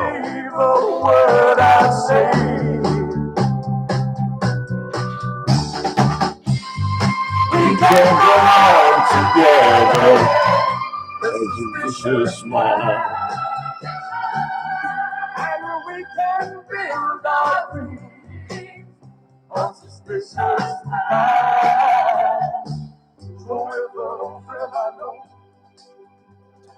I'm going to get to Marjorie Taylor Greene in the 5 because I only have a limited time and a hard break, so I don't want to get into it and have to stop because I've got some audio from I sent you that audio, didn't I? I do not believe you did, but I can. Oh, come on. Oh, I didn't. God dang it. Why am I getting so bad at this? I didn't send it to you. Here, I'm sending it to you now. Good. That's a good No, yeah, you did. Yeah, you did. Yeah, you did. With her picture on it in the red dress? Yeah. Give me 1 sec. I'll pull it up. All right. Well, you got till 5. I'm not going to get to it till after the break. 842-5376, 842-KER. What do you got on board? Let's see. Do you know what happened to the Prop 50 ballots? Me and my wife did not get ours, and we're both registered Republican, but our daughter that lives with us is registered Democrat, and she got one. Wow. Well, I would go down to the elections department and vote there. You got till 8 o'clock, and I would follow that up. I really would. And feel free to leave us your information if you'd like, because I'd like to follow that up. How is that possible? That's crazy. How old is the daughter as well? I would certainly want to know that. Because if we're talking about a college student, maybe her registered address is the address you guys are at, but yours isn't for some reason. But again, you should look into that regardless. Yeah, how could that be? I would assume they've been registered a whole lot longer than the daughter. I would assume as well, but if they've moved, I know a lot of people that don't change their address too. I doubt they've moved. I would seriously follow that up, or maybe contact Kathy and have her investigate it for you, because that's worth looking into. That really is. That's why I don't agree with Donald Trump on a lot of things about elections, but I do agree with him about mail balloting and all the things that we did for COVID. Why they're still in effect, I have absolutely no idea. And I absolutely hate the fact, I guess for states' rights, every state should have the ability to run their own elections. But the fact that, half the state of Virginia has already voted like an hour ago, and they've been voting for weeks. The fact that in New York State, they've been voting since Saturday. And, what if something had broken over the weekend? What if more, and stuff did break about Mamdani, but young people who can't afford to live in New York City and any of the boroughs, they don't give a damn. They really don't. You see on reels and on videos, people going around asking Mamdani supporters why they're supporting him. In fact, I think Teresa sent me something where they had asked a girl about why she was voting for him. And let me just, I don't want to paraphrase. She found this quote in an article. It says, "My mother voted for Zoran. I know nothing about the man. You want to defund the police, tax the rich. That's the Z-Man. That's all I know about him." And she's voting for him. The Z-Man. That's amazing. And she's got a whole New York Post article. And the turnout in New York is redonkulous. And you can't possibly think that's inspired by either Curtis Sliwa, a Republican in an incredibly blue state, or a failed governor who has 13 sexual assault charges that were never filed criminally, but were leveled by 13 different women. You can't think it's that. It's all Mamdani. It's all this desperate idea by young people that he's going to change New York. They're absolutely right. Oh, he's going to change New York, all right. But it is going to be, they lead the country by far in welfare. They lead the country in debt. And now you've got a guy that's talking about free this, free that, rent freezing. He is going to destroy New York. And I feel bad, not badly, I feel bad. Linking verbs take adjectives, not adverbs. But I feel bad that I'm rooting for Mamdani because, like I've said, I have relatives, I have friends. Hell, Teresa Goldner is, I guess, not a resident, but has property there. And I feel bad for these people because he's going to destroy New York. And the reason I'm rooting for him is because he and AOC and the left wing of the Democrat Party is beginning to take over. And if they want to be the face of the party, if Gavin Newsom and AOC and Zoran Mamdani want to be the face of the Democrat Party, thank you, Jesus. So be it. Let them. Because it just doesn't work. It's a nice idea in theory. It may work in Nordic countries like Sweden, which are the size of maybe New Jersey and Delaware put together. But in a country of 250 million people with different cultures, different religions, different backgrounds, different demographics, it just doesn't work. It's been tried. It's been tried time and time and time and time and time again. This isn't something new. You can't really believe, and that's the thing. 18 to 35-year-olds think it's something new. They think this is revolutionary. They've never seen anything like this in our lives because they have no sense of history. They have no sense of anything that's happened outside of the 21st century. And they're going to pay for it.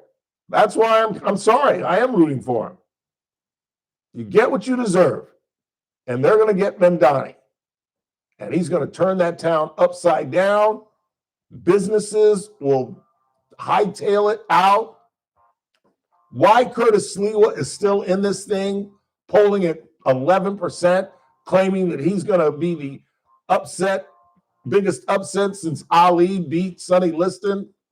It's like, you think there's going to be a 45% swing in your favor? Are you stupid? With the red beret and the this and I'm not going to Florida, I'm going to fight. Oh, shut up. And you're a Republican in a blue state.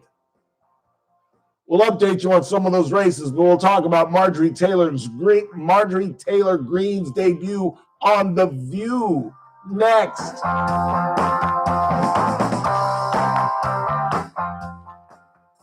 This AM 1180 KERN. Green Acres. This is 96.1 FM. Bakersfield. Online at KERNradio.com. News this hour from Town Hall. I'm Keith Peters in Washington. Polls have closed in Virginia, where Democrat Abigail Spanberger is facing Republican Winsome Earl Sears in the race for governor. The outcome guarantees that Virginia will have a woman as governor for the first time and serves as a first test of how voters feel about Donald Trump's presidency. Earl Sears has had to campaign with only tepid support from Trump, who did not even say her name in a telephone town hall on the eve of the election. New Jersey voters are electing their next governor in a race that will reveal whether Democrats still have a grip on a state that's been reliably blue in recent years, but has shown signs of shifting toward Republicans. Former state legislator Jack Ciattarelli is endorsed by President Trump. There was a security scare at a Washington administration says that because of a security threat in a social media. Sean Duffy says that authorities are investigating a threat involving a United Airlines aircraft that arrived from Houston. The plane was moved to an isolated area and all other traffic was put on hold while passengers disembarked and were bused to a terminal. Duffy says that all operations have now returned to normal. Officials say a large UPS cargo plane with 3 people aboard crashed and exploded while taking off from an airport in Louisville, Kentucky, igniting a huge fire on the ground. The Federal Aviation Administration said Tuesday that the plane crashed about 5:15 p.m. How old is the FAA said the plane was scheduled to fly to Honolulu after it took off from Louisville Muhammad Ali International Airport. More at townhall.com. Me and Nick Saban? Dude, I'm not that old. Newsmax, you like Newsmax. I like it too. Newsmax has been terrific. President Trump is right. Millions like you are tuning into Newsmax. You're watching Newsmax on cable. You're going to our streaming channel, Newsmax 2. And you're downloading our free Newsmax app on your smartphones and TVs. Reuters Institute says we're now one of the top news brands in the nation. Every night, watch great shows with Rob Schmidt, Carl Higbie, Rob Finnerty, and more as they expose the big media lies, the Washington swamp, and they're never afraid to talk about faith, freedom, and the values that made us great. Find out why Newsmax is the fastest growing news channel in America. Make the switch today and join our news revolution. Get Newsmax on cable, on streaming, and download the free app today. It takes just seconds to start. Let President Trump know you stand with Newsmax. It's for real news, for real people. Make the switch today. From the KERN Newsroom, your live and local news update on News Talk 96.1 and AM 1180 KERN. I'm Bill Robbins. An 8-year-old boy has died after being hit by an alleged drunk driver in a pickup truck. 33-year-old Andres Serna has been charged with DUI in Kern County before. Court records show his license is suspended. Police say that Serna lost control of his pickup a little after 12 noon on Monday as he was heading west on East California Avenue near Haley Street. The truck went through a fence and into a parking lot, hitting the boy and his father near a food truck. Father had moderate injuries. The boy was hospitalized as critical. He did not survive. Cal State University basketball coach Kevin Mays has been arrested. He's trafficking a woman in several states. An anonymous email was sent to the head coach advising him of the situation and advising him that it was his duty to protect students. No students of Cal State University were named in the email. A man has been hurt after a crash on Highway 65. CHP says it happened just after 6 o'clock Monday morning near the intersection of Highway 65 and Snow Queen Avenue. Officers say one vehicle made an unsafe turn. All 3 drivers were taken to the hospital. Alcohol or drugs are not believed to have been factors in the crash. A man has been hospitalized in critical condition after what Bakersfield police call a suspected DUI crash. Officers were called to the intersection of Hageman Road and Fruitvale Avenue just after 7 o'clock Sunday morning. Arriving officers found a Mazda Miata and a Mitsubishi Outlander crashed at the intersection. The driver of the Miata and the female passenger of the Outlander, as well as a juvenile passenger, were taken to the hospital with minor injuries. A Man riding in the Outlander was taken to the hospital. Officers say that speed and intoxication were factors in the crash. I'm Bill Robbins in the KERN newsroom with news every half hour or when it breaks on News Talk 96.1. 64-35. What? The Virginia Spam Burger and Oh, they've Sears. already declared her the winner. Bing, you blow their brains all over your nice Ivy League suit. And that's just counties. That's not overall. It's the Ralph Bailey Show on News Talk 96.1 and AM 1180 KER. My bad. I thought they were showing the full state. No. You understand me? You hear me? Call from an outside line. I mean it. Call in or text to 661-842-KERN. That's 661-842-5376. Listen live at KERNradio.com. Now, the host you've been waiting all day for. Live from the KERN studio, here's Ralph Bailey. Final hour of the broadcast on this Tuesday, 4th day of November. It's the Ralph Bailey Show on News Talk 96.1 AM 1180 KERN. We're streaming live at kernradio.com. Polls have closed in Virginia, and I'm just now learning that New York State keeps their polls open until 9 p.m. Oh, wow. Yeah, so they're still open. People are still voting in New York, and the turnout is tremendous. So does Terry get a vote? No. No? No, Even though she's not a resident. That's her secondary. Oh, true. It's not her primary. It's got to be your primary address. That makes sense. Primary address. But the polls have closed in Virginia, the Commonwealth of, and CBS News has declared Abigail Spanberger the first ever female governor for the Commonwealth. And the J. Jones, Jason Myres, it's Miyares. I can't even guess. Myres? That is too close to call currently. And again, the New York polls don't close for another 53 minutes, and they're bringing in gargantuan numbers. But the numbers in Virginia were tremendous as well. Voter turnout is up, and I'm looking at CBS News right now, and it's up by 10 points in just about every demographic. Among women, it went from 53 to 62% voting, 51 to 60 among voters 18 to 44. And they're just looking at some demographics. White women with no college degree, 61% voted for Sears, only 37% for Spanberger. Not that any of this, I don't even know why they're chronicling this. I mean, she got destroyed. It was, the latest numbers was 55-45, and I think that's right about where it's going to end when the night is over. But again, CBS News has already declared Spanberger the winner there. And really, unfortunately, Winnie Sears, who is a badass Marine, and again, I didn't get to see her at the, when Kathy brought her out here for the Lincoln Day dinner. So I don't know what kind of speaker she is, but we played that audio for you from the debate, and where she interrupted Spanberger 4 different times in one question and was told to shut up by the journalist 3 different times in one question. You can't sound desperate. If you're going to do that, and I assume she was trying to steal a page out of Donald Trump's book where you're trying to bully the other person, you can't seem desperate. And she just seemed desperate. She called her a liar, and she asked her questions when they've already asked the question. And to be honest, she just wasn't that good of an opponent. I think that's the reason that the president did not full-throatedly support her. You don't want to be on the side of a loser. And I think it's been pretty apparent that she was not going to win. Meantime, in New Jersey, Jack Ciattarelli is in a fight for his life.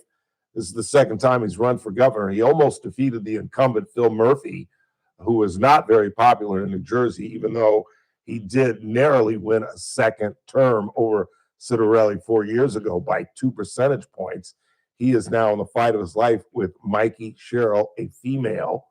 And that is not looking good early. They're saying it's 54-45, but that's going to get a whole lot closer as the night goes on. I do believe that the polls in New Jersey do close at 8 o'clock. Well, obviously, because they're reporting numbers. So we'll be following that all the way up till 6 when we get out of here. But, and again, history is on Citarelli's side. No governor since 1961, or no party, I should say. No party has won 3 consecutive gubernatorial terms since 1961. And as I said, Murphy served 2 terms, the Democrat. But Cheryl has had a big lead. She's had a big lead throughout this thing. And, you know, they call New Jersey a purple state, but it has almost 1 million more Democrats. I mean, it ain't California. But again, turn around quick, Chris, turn around. What percentage of the vote is in? Oh, it just changed it. Did you see I'm it? actually looking it up as we speak. Give me like 2 seconds. Yeah, it's still very, very early. In fact, the polls have been closed for 10 minutes. So it's way too early to make a call, but it is. I see 14% says the New York Times. And what's the count? Currently, I see 58-42. Ooh. Cheryl? Yeah, that's not good. That's not good. But things will change. That's just depending on what counties have come in. And I hate to say this, but nobody does it better than CNN. Nobody. John King. And they've got a new guy on MSNBC, the guy that, have you ever seen him? He does football now, too. The little short guy, Steve something. I think I know who you're talking about, because And we've talked about him before. Yeah, and he does football now as well, where he'll examine numbers and things like this. But nobody does it better than John King on CNN. I'm sorry. You can hate me if you want to. Did you know he was married to Dana Bash? I did not know that. Dana Bash, the host, they were once married. Huh.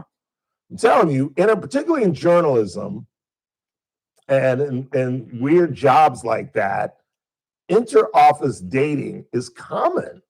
It really is, because you're dealing with somebody who knows what you do and knows the in and outs of what it's like to be a journalist. It's a lot of pressure being a journalist. You know, you've got to be aware, you've got to be engaged. Your head's got to be spinning on a kind of a, you know, like an owl, looking for stories, looking for news, paying attention. And the hours are crazy. You're on call 24/7. You know, if there's a hurricane in Jamaica, you could be on a plane on Jamaica the next day. And so it's kind of common that people, I just was talking about Chris Burrows and My Doe. Of course, the classic example is Robin Mangren and Jim Scott, Todd Carley and Jackie Parks. I mean, I could go on and on and on, the number of people that hook up in the field of journalism. It's really, really kind of common. In the meantime, well, what do you got? I was going to say, it's been updated to 16%, and now Cheryl's lead goes to 63%. Really? Or, I'm sorry, she's at 63%. The opposition is at 37%. Well, they're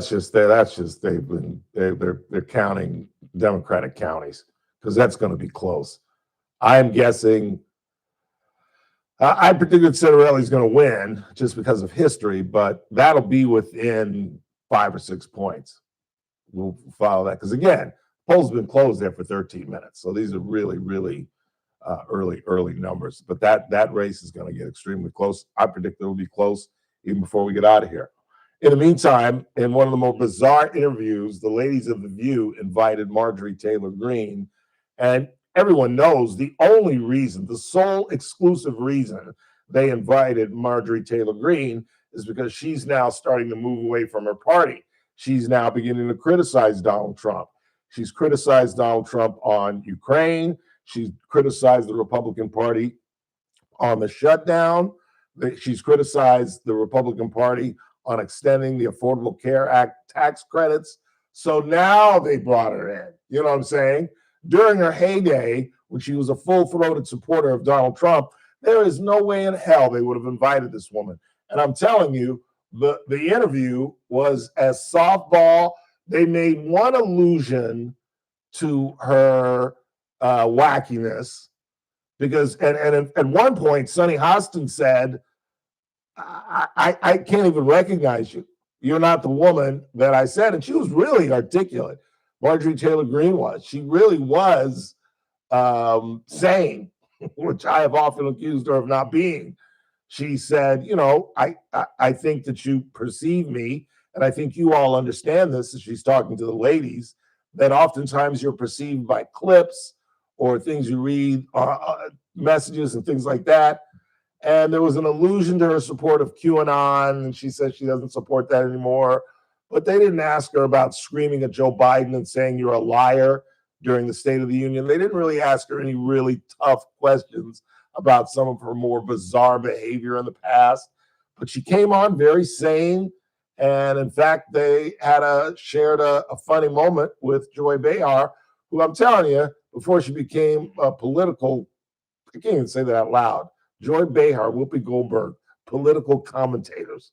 They're Googly Moogly. Before that, Joy Behar in the 80s, in the 90s, was a really funny comic. She's a funny woman, and they shared a funny moment together. Conservatives were criticizing you for coming on this show. I think you mentioned it already, that there were a few, and you called them, quote unquote, I believe this is you, mostly weak Republican men. So would you like to name names? Well,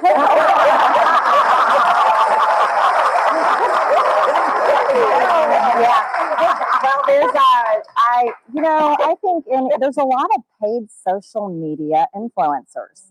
And I found it very interesting that they were the MAGA accounts, but they're all paid. And they all attacked me when I announced I was coming to join you ladies on The View. And I think that's very weak and pathetic. But when I talk about weak Republican men, I'm pretty much talking oftentimes about the leadership in the House and the Senate. And they're not getting our agenda done. And I've got so many bills. I have a bill you guys in New York would love. It would end capital gains taxes on the sale of your primary home. So if you've owned a house for a long time, love it. Well, we need it back, but I can't even get it to the floor for a vote without Mike Johnson approving it to come to the floor. Do you think Mike Johnson should come on this show? Absolutely, I think Mike Johnson should. I guarantee his answer would be, I've never heard of that show. I don't know what it is. I know nothing. You know what? Thank you. Thank you for coming on with us today. Wow. It's just bizarre. It really is. And just the only reason they would never have Mike Johnson on. What do you think? Mike Johnson said no? They've never invited Mike Johnson on. They've never ever had any full-throated Trump supporter. And the only reason they're having her on is because listen to what she said, where she attacked the leadership in the Senate and the House. Well, guess who is running the House and the Senate? Republicans. So as long as she's willing to come on and spill the company line for Democrats, yeah, come on, Marjorie. But do you really think they would have had Marjorie Taylor Greene on a year ago, 2 years ago, when she was a virulent Trump supporter, when she was a full-throated Republican who would have never spoken ill of the leader, whether it was McCarthy or Johnson? But now that she's fighting them, and she's doing a great job, she's responding to her constituents that want to see the Obamacare tax credits extended. She's absolutely right. In fact, what caught national attention is when she was talking about her children. And she basically told their business and gave her numbers. They told what her son and her sister, her daughter-in-law were making, which is decent money for particularly, middle of Georgia. I think they were making close to $100,000 between the two of them. And they're without these tax credits, their health care is going to double, almost triple. And she's saying, I cannot support this. And isn't it funny how your politics change when it impacts you personally, when you can actually view it? I think that's one of the problems that a lot of people have with SNAP and not understanding. Kathy Abernathy, it was calling for welfare, and I heard Mary Marcus talking about this. That's because people like that, and I'm not trying to be critical, and there's nothing personal, but people like that have never really seen true poverty. They've never gone into ghetto neighborhoods and seen kids starving and being hungry and not knowing what they're going to eat the next day. And I'm not a proponent of welfare. Welfare absolutely destroyed the Black family. and was intended to, in my opinion, by the most virulent racist to ever live in the White House, who's going to go down in history as the black man's savior, and that's Lyndon Baines Johnson, who dropped more N-bombs than Richard Pryor. And yet he's going to go down as the savior. And as I've talked about so many times, just like Obamacare, once you give something to someone for free, and particularly for decades and decades, it's extremely difficult to extract that and take it back. And now you've created this whole society of welfare recipients that aren't just black, by the way. I don't know if you've ever been to the South, and I don't know if you've ever been to some communities in our own Bakersfield, but it's not just black folks that are accepting they're not strictly the 42 million, even though Trump made an allusion to, most of the 42 million are Democrats. And in my opinion, he was basically saying they're black. I could be wrong. But again, as I said the other day, he's not the president of the Republican Party. He's the president of the United States of America. And these people, thankfully, a judge has stepped in and is going to force the administration to put out the funds for the Supplemental Nutrition Assistance Program, better known as food stamps. But back to Marjorie Taylor Greene, it's just so hypocritical that they would have her on now. And again, if you've ever watched it or you DVR'd it, go back and watch how everybody but Alyssa Farah Griffith, who's really, Sunny Hostin's obviously an intelligent woman, but she's a dummy. You can be highly educated and you can have a high IQ and still be stupid. You really can. And Alyssa Farah Griffith is the only one that doesn't read her questions. It's such a joke. And this all falls under the umbrella of ABC News. So these questions, Whoopi reads the questions right off the prompter. The guest is sitting right here and she's like, well, you said that on, and I'm like, really? These ladies don't study? Like, you would think they'd come to work like an hour early and understand these questions. You know what else? It's like cops who have to read the Miranda rights to perps. Like, really? You're a police officer and you can't memorize that paragraph? Really? Now, I would read it to you, but then you'd be like, oh, of course you know about it, Rob. But I'm saying these women reading the questions that are given to them by the ABC producers who would never, ever have a John Thune on or a Mike Johnson. Sonny was like, you think you should come on? Oh, you should definitely come on. ABC News would never invite him on. It's not as if Mike Johnson's saying, no, I won't go. They would never have Kevin McCarthy on. They would never have, Kevin McCarthy's a bad example, but they would never have any part of the Republican leadership on. A Chip Roy, who, by the way, is running for, there's some audio of Winnie. She's already been declared the loser. That's too bad. I thought she had a growing political career. And the J. Jones, Jason Marias is too close to call. Real quick, Chris, turn around. What percentage of the vote? 51. How much? 51. Ooh, it's getting funky. That's gonna come down to the wire. That really is. Quick timeout, not a lot of time before we get to the bottom of the hour. We'll check the board, see what you all are talking about, and then wrap this thing up in the final half hour on this Tuesday, 4th day of November. It's TRBS. Don't go anywhere. News Talk 96.1 and AM 1180 KERN. Now, we're not going to go on and on about it, but I've got to admit we're kind of curious. What happens with old Mamdani the commie in New York City? How about those other big elections, including Prop 50, the Let's All Gerrymander measure in California? We'll bring it to you. Whatever the mainstream media take is on all the election results, I guarantee you it's going to be overblown. We'll try to bring it back to reality. Next, Armstrong and Getty Show. Weekdays noon to 2 on News Talk 96.1 and AM 1180 KERN. And they won last night. We're your business this technology breaks down, you need help fast. You know and you need that? it from the people who understand your local market. That's one of the main reasons we've teamed up with Adaptive Networks, because we have a unique business. Because when our IT goes down, you hear nothing, dead air, and we're dead.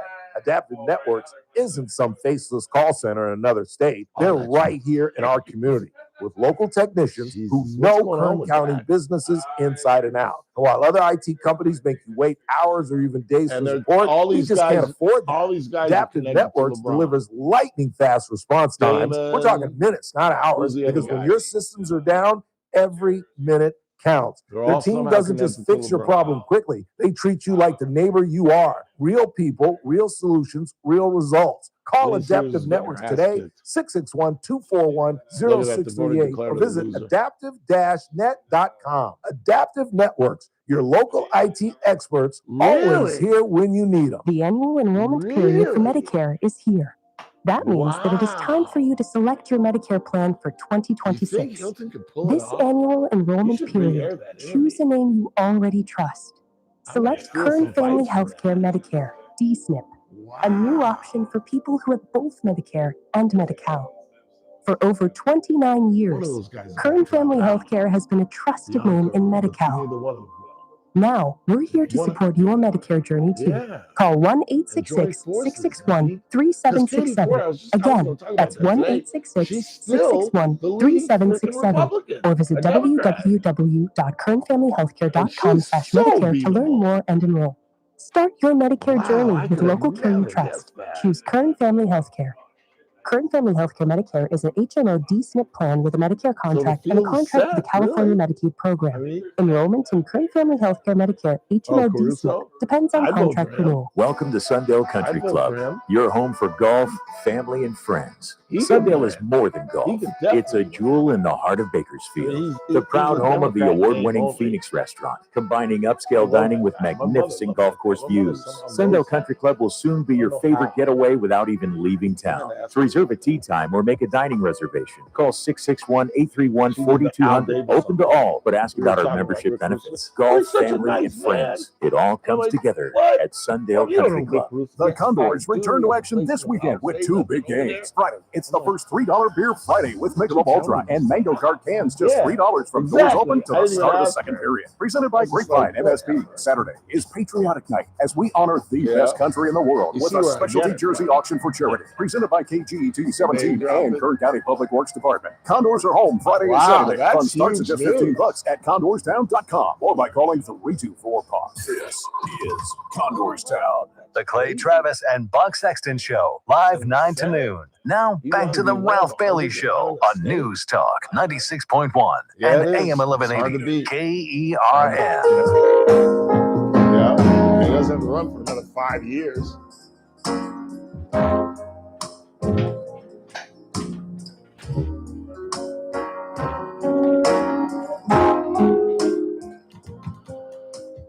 JR just gave me some breaking news that I'm going to share with you after the break. Gargantuan news here in the state of California. Meantime, numbers are still coming in, and that Attorney General's race in Virginia is getting closer and closer. And Winnie Sears has been defeated, and there's been a UPS plane crash in Louisville, Kentucky. We'll have some updates on that at the bottom of the hour. Jay Jones has got 50.3% of the vote. Jason Mayaris has 49.3%. So that's going to come. That's going to be a late. We may not have a winner until the morning on that race. And we are still watching for the gubernatorial race in New Jersey. Mikey Sherrill, a female, taking on Jack Citarelli, one-time loser. He lost to the incumbent, Phil Murphy, an unpopular governor who escaped without being recalled. But he is not very popular in New Jersey, which, again, they consider a purple state, even though there are almost a million more Democrats in New Jersey. Chris Christie was a pretty popular Republican governor from the Garden State, whose capital is, Mr. Burdick? Starts with a T. Have you ever been? Yeah, exactly. You ever been to the East Coast? No, not yet, no. Maybe you should go on one of the honor flights. Honestly, I would not be against it. It's not a bad idea. I almost called him Billy. I swear to God, I almost called him Billy. Scott Cox, you're a god-awful human being. I almost call that boy Billy. Get Dawson to fill in for you, go on honor flight, get some audio for us. Final half hour of the broadcast. I got some breaking news when we come back, so you better stick around.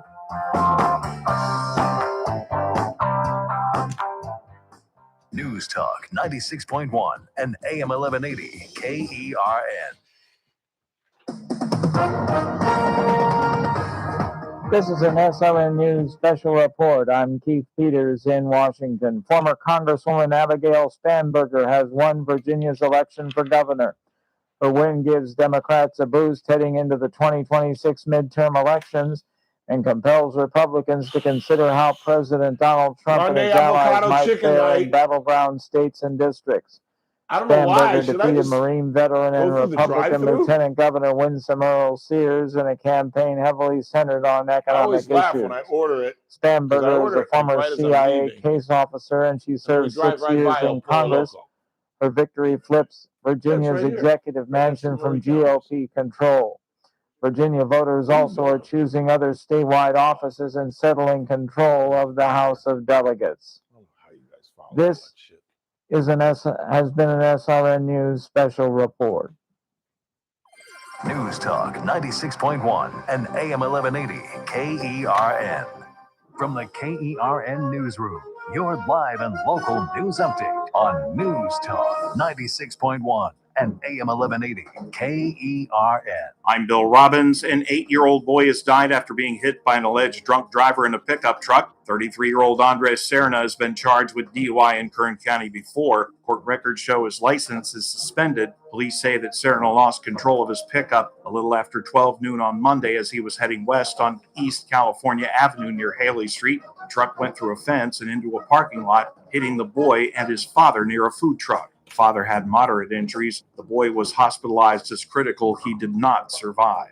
A man has been hurt after a crash on Highway 65. CHP says it happened just after 6 o'clock Monday morning near the intersection of Highway 65 and Snow Queen Avenue. I'm Bill Robbins in the KERN Newsroom with news every half hour or when it breaks on News Talk 96.1 and AM 1180 KERN. Do you owe $10,000 or more in credit card debt or personal loans? With credit card debt at all-time highs, Debt Relief Advocates is urgently notifying consumers of debt relief now being made available, designed to aid consumers with out-of-control credit card debt. Those who qualify and enroll for this relief program may only have to pay back a fraction of what they owe. This is not bankruptcy or a debt consolidation loan. This is a relief program that credit card companies would rather you not know about, as it could end your debt nightmare and save you lots of money. Consumers owing at least $10,000 in credit card debt or personal loans can now take advantage of this debt relief as the cost of living skyrockets. Debt Relief Advocates has established a relief hotline for you to call to learn what debt reduction you may qualify for. So don't wait. For this free information, call 800-422-8552, 800-422-8552. That's 800-422-8552. Not available in all states, must qualify for enrollment. Results may vary. The JR Show, weekdays at 2 p.m. It's JR, and you're not going to want to miss a show this week. Let me tell you why. No, not because of the content. That's great and everything, but I got Megyn Kelly tickets to give away. That's right. She's coming to town November 20th to the Dignity Health Arena, and you're not going to want to miss it. She's bringing Charlie Sheen. I got your tickets in. Don't miss the show. This week only. Megyn Kelly tickets. Weekdays at 2 p.m. News Talk 96.1 and AM 1180 KERN. You're listening to The Ralph Bailey Show. Catch me weekday morning, 6 to 9 a.m. on First Look with Scott Cox. News Talk 96.1 and AM 1180 KERN.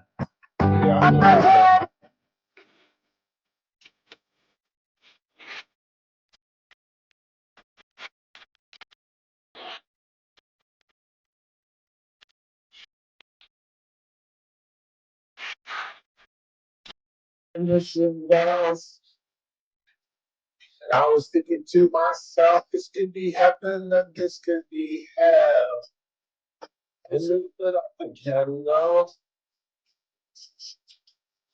So I had a fun night last night. even though I passed out, so I didn't see the Laker game because the Dallas game was so boring. But my dear friend John Temporal called me, and we were laughing about the World Series and Roblisky throwing at a guy in the World Series. And he told me a story that is absolutely true. I don't know if it's funny, but and this is where we got to come up with the music when I just start telling stupid stories. You guys got any suggestions for story time with Ralph segments where I just go into ridiculous stories of my childhood? Looking for more of a flashback sound or something. Yeah. I was thinking of like dun dun dun dun dun dun dun dun dun dun dun dun dun. I don't know. You want me to start playing Fantasia? Is that what that is? I don't even know what that is. It used to come from the cartoon. It was like Aesop's Fables or something like that. I don't know. Anyway, he told me a great story that I vaguely remember, although there are parts that I definitely remember. You got to remember, I went to a tiny little high school with literally less than 100 students that graduated. So I was fortunate. And up until I was about 50, I thought I was a pretty good athlete. And then I realized, no, I just played small schools. When I started seeing some of the kids at Garces and some of the kids at some of the local high schools play football, I was like, ooh, no, I wasn't really that great athlete. But I didn't get to play everything. And back in those days, parents encouraged you or coaches encouraged you, or we just played everything. Today, that's not the case. If you got a good baseball player, parents now have the kid playing baseball all year round. They don't play basketball and football. And there's part of me that understands that, because when I was growing up in the 70s, you could make as much money as an athlete being a doctor or a lawyer or a journalist or just having a job, because they were making $100,000, $150,000. And I know anesthesiologists who are making that kind of money. You know what I'm saying? But now, there aren't many anesthesiologists making $50, $60 million a year. Yeah, there's some, but it's not commonplace. And now, if you've got a kid that can throw left-handed and he goes 11-10 in the big leagues, he's making tens of millions of dollars. So maybe I understand why kids aren't as diverse as they were when we were kids and they're concentrating on one sport or the other. Because if you make it in the NFL or the NBA or MLB these days, you've got life-altering money if you can hang around for a couple of years. I feel sorry for my best friend Mike Arieh, who just was born in the wrong era. If Mike had played 3 years like he did now, he'd be a millionaire. He'd literally be a millionaire. He was a left tackle. This is one of them, if not, other than the center, the most important lineman on the field. You're guarding a right-handed quarterback's backside, blind side, hence the movie. And so if you were a left tackle and you were in the league for 3 or 4 years today, he wouldn't be doing any catering, Jack. He'd be hanging out. But we were talking about Roblisky throwing at the guy in the World Series, which was absurd. And Temporal was telling us a story.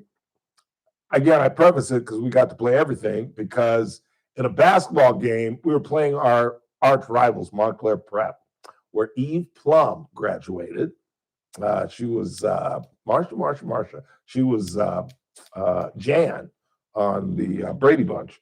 And their best player was a kid named Jim McKay, not the commentator, but his name was Jim McKay. He's not related.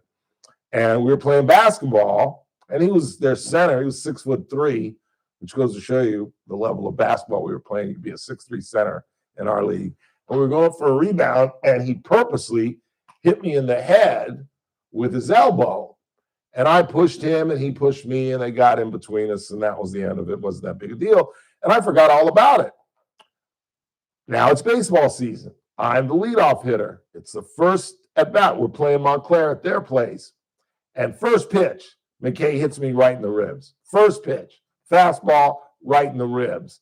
And suddenly it dawns on me, that's from basketball. That's revenge. And I put my bat down and I walked to first base. And I was even contemplating running out there But why didn't I, Chris? Actually, no, I don't know why. Why didn't you run out there? It was the first pitch of the game. You can't get thrown out after the first pitch of the game. You know what I'm saying? No. And in a rival game, you really can't get thrown out, period. But not in the first pitch of the game. Not gonna lie, if I were you, I probably would have charged him. Dude, you have no idea how, because I was just like, especially if you already don't like him and you knew that was for a reason. And I knew as soon as he hit me that you did it. And I looked at him, he's like, what? What? So I lay my bat down and I'm walking up first base. And Tempero, who was pitching that day, is our please stand by. I got some. Oh, I'm on a major text. Tempero's pitching that day, and he is now the third. He's our third hitter, so he's now coming on deck as I'm starting to walk up to first base, and the ball is dead. So I go out of the baseline, and I go to John, who is my best friend, and I literally say to Tempero, "If you don't hit him in the neck, I will never speak to you again. You better go after this nitwit." And I go to first base. The inning ends. McKay is hitting third. Base hit to lead off the game. Tempero walks the second guy. So now I'm at second base, and I'm thinking, should I go in and talk to John and be like, dude, do not load the bases to get payback for me? I'm like, but he's not going to do it. He's not going to do it. First pitch, Tempero hits him in the shoulder. Bench is clear. We're all standing around the mound, and we finally start to, they start to sift back, and I'm just sitting with Tempero. It's just me and him at the mound, and I go, John, you're a good friend, but you're the dumbest freaking chicken. What the hell's wrong with you, dude? It's now bases loaded. Nobody out. We're playing motherfucking chicken. And I look up, and he's just grinning. He's just grinning. I'm like, you're so stupid. I walk back to second base. And we've been friends ever since. We're in our 60s, and we're still friends. And he brought that story up. I told you it wasn't funny, but I loved it. It is a true story. I said, if you don't hit him in the neck, I will never. And he threw at the guy to load the bases. And we beat him 5-2. They scored 2 runs in that inning, and we scored 5 in the 5th and beat them 5-2. I'm sorry that I bore you with my ridiculous stories, but he told me that last night. And I hadn't thought about that in 40 years. God, he was a son. I hated that kid. I remember he hit a double that day, and I was the second baseman. And I go, McKay, what's your problem? What's your problem? Your parents beat you? Smoke was coming out of his ears. I'm shocked he didn't hit me again. I really am, because I was giving him crap. I was like, dude, isn't that I said some really crappy things. I really did. And I really didn't use to go there, but I was like, are you upset that every one of the kids on our team is rich and you're not? Is that the problem? Is it the problem? And I was a jerk when I was in high school. Dude, hit me right in the rib. I mean, he hit me right in the ribs. And you know the rule. What's the rule?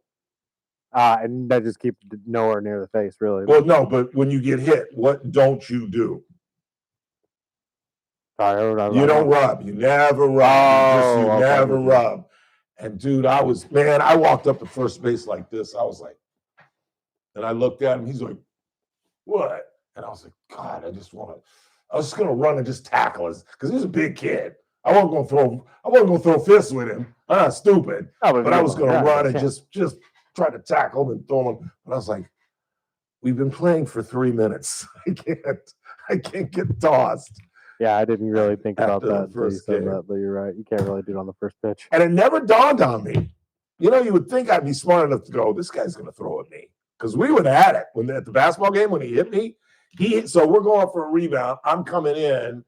He's got me like this. And then as he goes up, he grabs it with one hand and he swings his elbow as he's turning around and cracks me right in the forehead. In fact, that's where I got this cut right here. Can you see that? Right above my eye.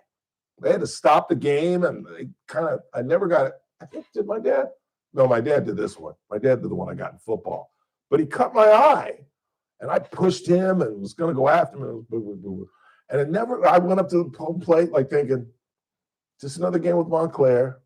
And bam, he hit. And the second he hit me, I was like, you mother. I just turned it down. You better hit his ass. You better get back for me. All right, let's take our final break of the night. And we come back, we'll update you. Oh, look at that. They've already got Governor-elect Spanberger. Abigail Spanberger, former CIA agent, former congressman, the very first female president in the Commonwealth of Virginia. And we'll wrap up with the show with some breaking news that the host of the JR show shared with me that greatly impacts California. You're going to want to hear this. And we'll check the board, get the Sam Hill out of here, and go home and watch Zoran Mamdani get anointed mayor of New York. See if Jack Citarelli can come back against Mikey Sherrill in the Garden State of New Jersey. And see what the winning numbers will be for Proposition 50, because it is going to unfortunately win, but don't give up hope. There are going to be some legal challenges to Proposition 50. They have broken the state constitution, and a soon-to-be Supreme Court judgment on the voting rights bill of the 1960s is being challenged down in Louisiana. That Supreme Court case could have some impact on Proposition 50. I wouldn't put any money on it, but there's a slight chance we could get this thing null and void. We'll see about that. Final break of the night. Keep it locked. The Charlie Kirk Show at the top of the hour. In the meantime, you're listening to The Ralph Bailey Show on News Talk 96.1 and AM 1180, KERN, streaming live, kernradio.com. News Talk 96.1 and AM 1180 KERN. Start your day right. First Look with Scott Cox, 6 to 9 a.m. On the Wednesday edition of the First Look program, we got election results, including the fate of Prop 50. Ooh! We got medicine with Dr. Vip Dev, John Cox from the Californian with the news quiz, plus news, traffic, and weather. It's all happening 6 to 9 a.m. right here at News Talk 96.1 and streaming live on the internet at kernradio.com. First Look with Scott Cox, 6 to 9 a.m. News Talk 96.1 and AM 1180 KERN. Are you ready for a night of elegance and entertainment? The Buena Vista Museum of Natural History and Science cordially invites you to this year's Fall Gala. Dining with the Dinosaurs, Saturday, November 15th, starting at 6 p.m. This will be an unforgettable evening of fundraising and celebration. Enjoy hors d'oeuvres, dinner, and dessert. Bid on exclusive items at our silent auction. Enjoy interactive activities like the Time Traveler's Fossil Find and Secrets Beneath the Sand. Crack a Cretaceous egg and take a tour of ancient Egyptian life. Remember, Dining with the Dinosaurs is for adults only, so make it a perfect date night or gather your friends for a memorable evening out. Secure your reservations now. Go online to buenavistamuseum.org. Your attendance at the Buena Vista Museum Fall Gala will help them continue their mission of science education. Don't miss the Fall Gala fundraiser. Dining with the Dinosaurs, Saturday, November 15th. Reserve your spot today at buenavistamuseum.org. Carpet Outlet Plus. Every day is sale day. No one can beat us, no one can touch us. You won't find better prices. Shop and compare, we don't care. Take a look our way and come into Carpet Outlet Plus. Every day is sale day. Oh no, Dad, I spilled juice on the carpet. Don't worry, I should just stop and fucking pour a load on the way home. Plus. Dad, look, he dumped his water bowl all over the new floors. Everything is fine. We have brand new waterproof floors from Carpet Outlet Plus. You can find everything you need for family-proof floor at Bakersfield's best flooring store. Now offering 1 year, no interest financing. Carpet Outlet Plus, 3.5 blocks west of 99 on Rosedale Highway. Carpet Outlet Plus. Every day is sale day. Gun safes on sale. TNT Liberty Safes Black Friday sale is happening now all month how much long. you think it is if TNT I has the add up for you, Centurion Loco? 24 that holds up to 24 long guns for $899, tops. or the USA 50 that holds up to 50 long guns for $1,999. TNT also has Let me many see what scratch it's and like dents to and go home. closeouts in Maybe stock it's really while expensive to go supplies home, last. too. Go to That's TNTLibertySafe.com fucking and check out TNT's Black Friday full lineup of American-made gun safes. Or stop by TNT showroom at 6201 Knudsen Drive, 2 doors north of Hodel's. TNT, saving lives one safe at a time. You've got your whole life ahead of you, so choose a Medicare plan you can count on. And that's That what you is get with a clinically Medicare Advantage plan insane. from United Healthcare. With more than 45 years experience serving its members, United Healthcare has plans with low monthly premiums that fit your life today and as your needs change tomorrow. The Medicare annual enrollment period ends December 7th. So go to uhc.com/Medicare today. United Healthcare Medicare plans. It's Medicare coverage California can count on. I'm JR Flores. Catch my show, The JR Show, on my way weekdays home. at 2 p.m.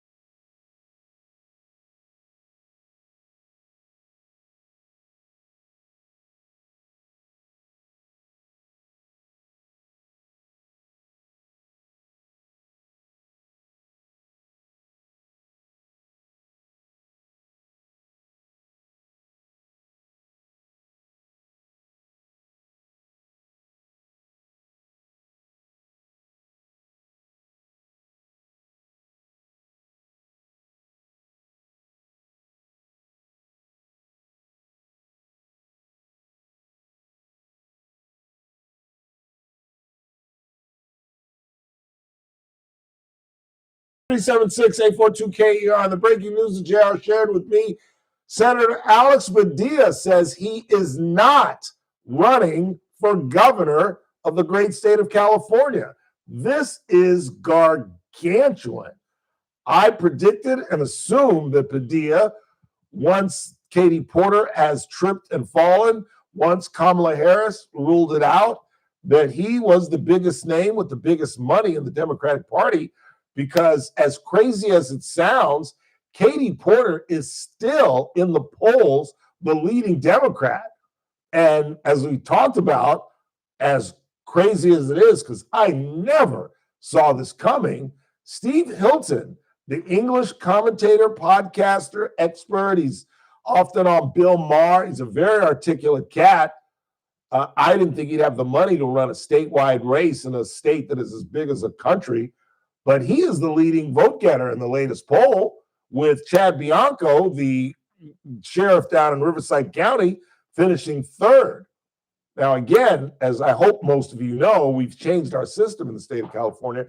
It's no longer it's no longer a Democrat and a Republican going up against one another in the general. It's now the top two vote getters, regardless of party.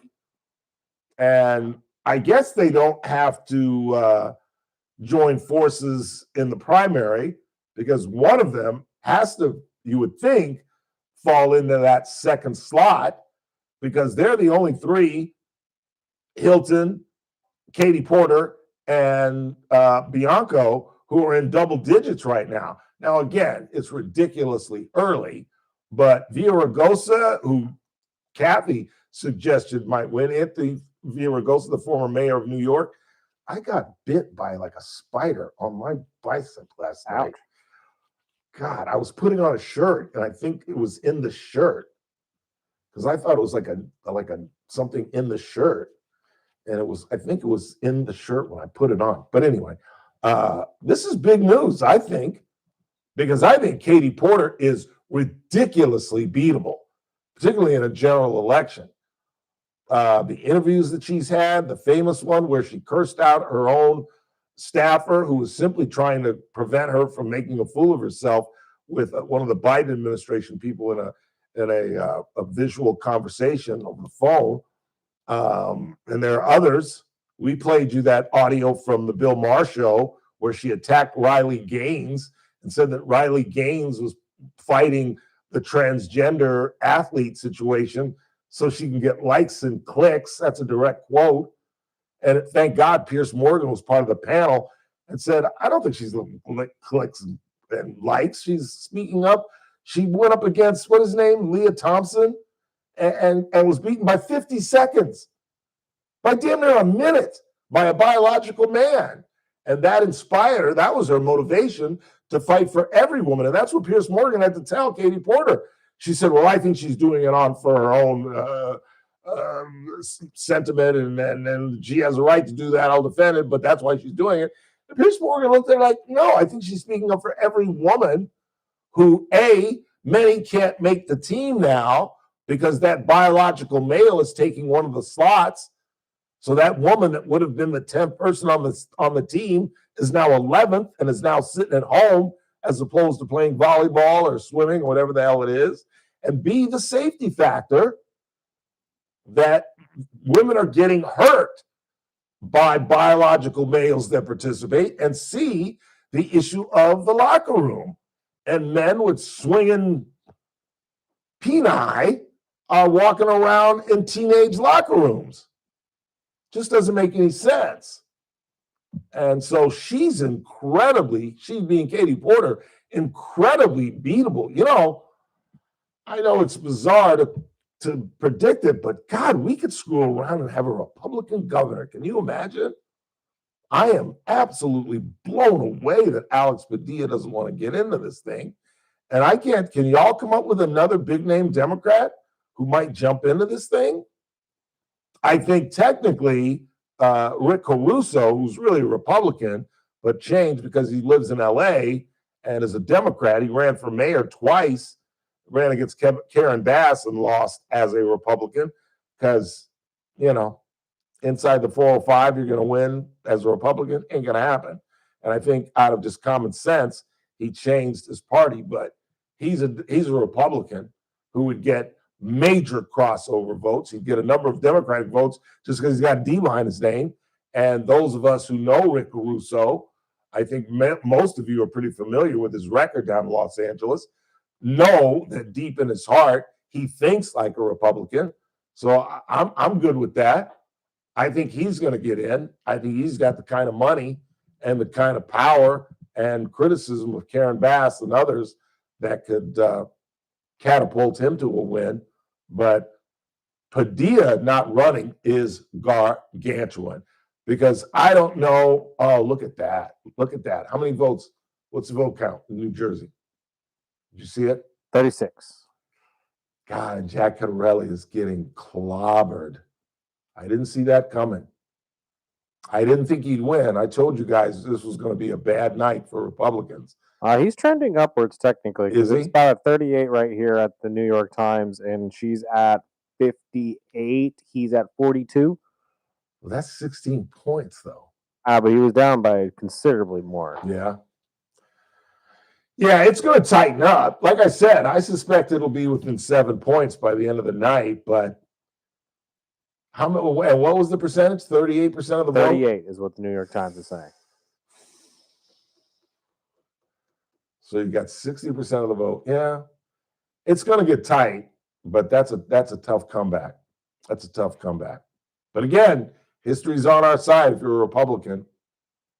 In the state of New Jersey, no one has won 3 terms. No party has won 3 terms since 1961. So long ago, that was even before I was born. Before Dodger Stadium was born. Before the year Barack Obama was born. All right, that's going to do it for us. Tomorrow is a Wednesday. Justine, oh Lord, please stand by. Howard Marcus is going to join us tomorrow, as per usual. And Justine Howell is going to join us. She wants to talk about upcoming Veterans Day parade. Do we get Veterans Day? I do not believe we do. I don't think so either. I don't think so either. Which is Tuesday, if I'm correct. Correct? Correct. Yeah, so we'll talk with Justine Howell tomorrow. And again, our former federal agent, Howard Marcus. Want to thank Teresa Goldner for joining us. and all of you. No baseball. No baseball. No Love and Hip Hop Atlanta. No Love After Lockup this Friday. I'm the man without television show. That's why I just told Chris I'm getting Paramount Plus. I'm going to the apps, y'all. Hulu is next. But in the meantime, Charlie Kirk Show is next. For Chris Burdick, I'm Ralph Bailey. That's what's really going on. I will rap to you tomorrow.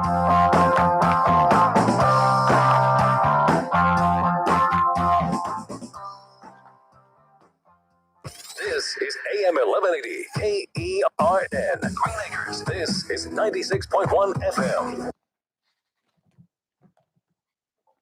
Whenever you're ready.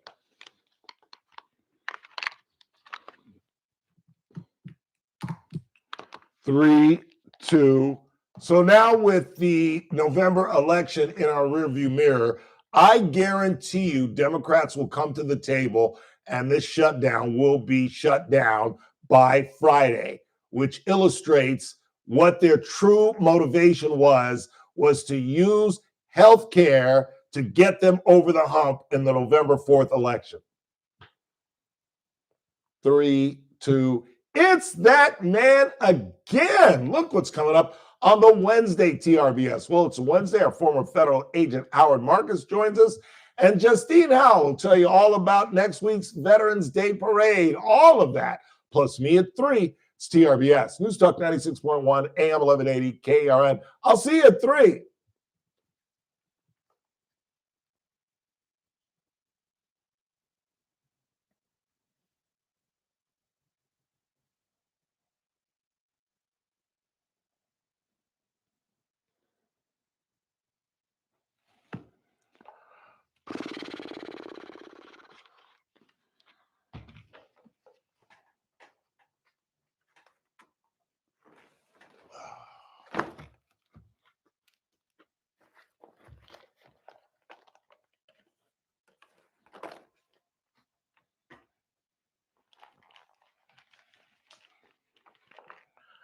Fairy tales can come true. It can happen to you if you're young at heart. For as rich as you are, it's much better by far to be young at heart. You can go to extremes with impossible schemes. You can laugh when your dreams fall apart at the seams. And life gets more exciting with each passing day. See you guys. Thanks for watching. We'll see you tomorrow. And love is either in your heart or on its way. Don't you know that it's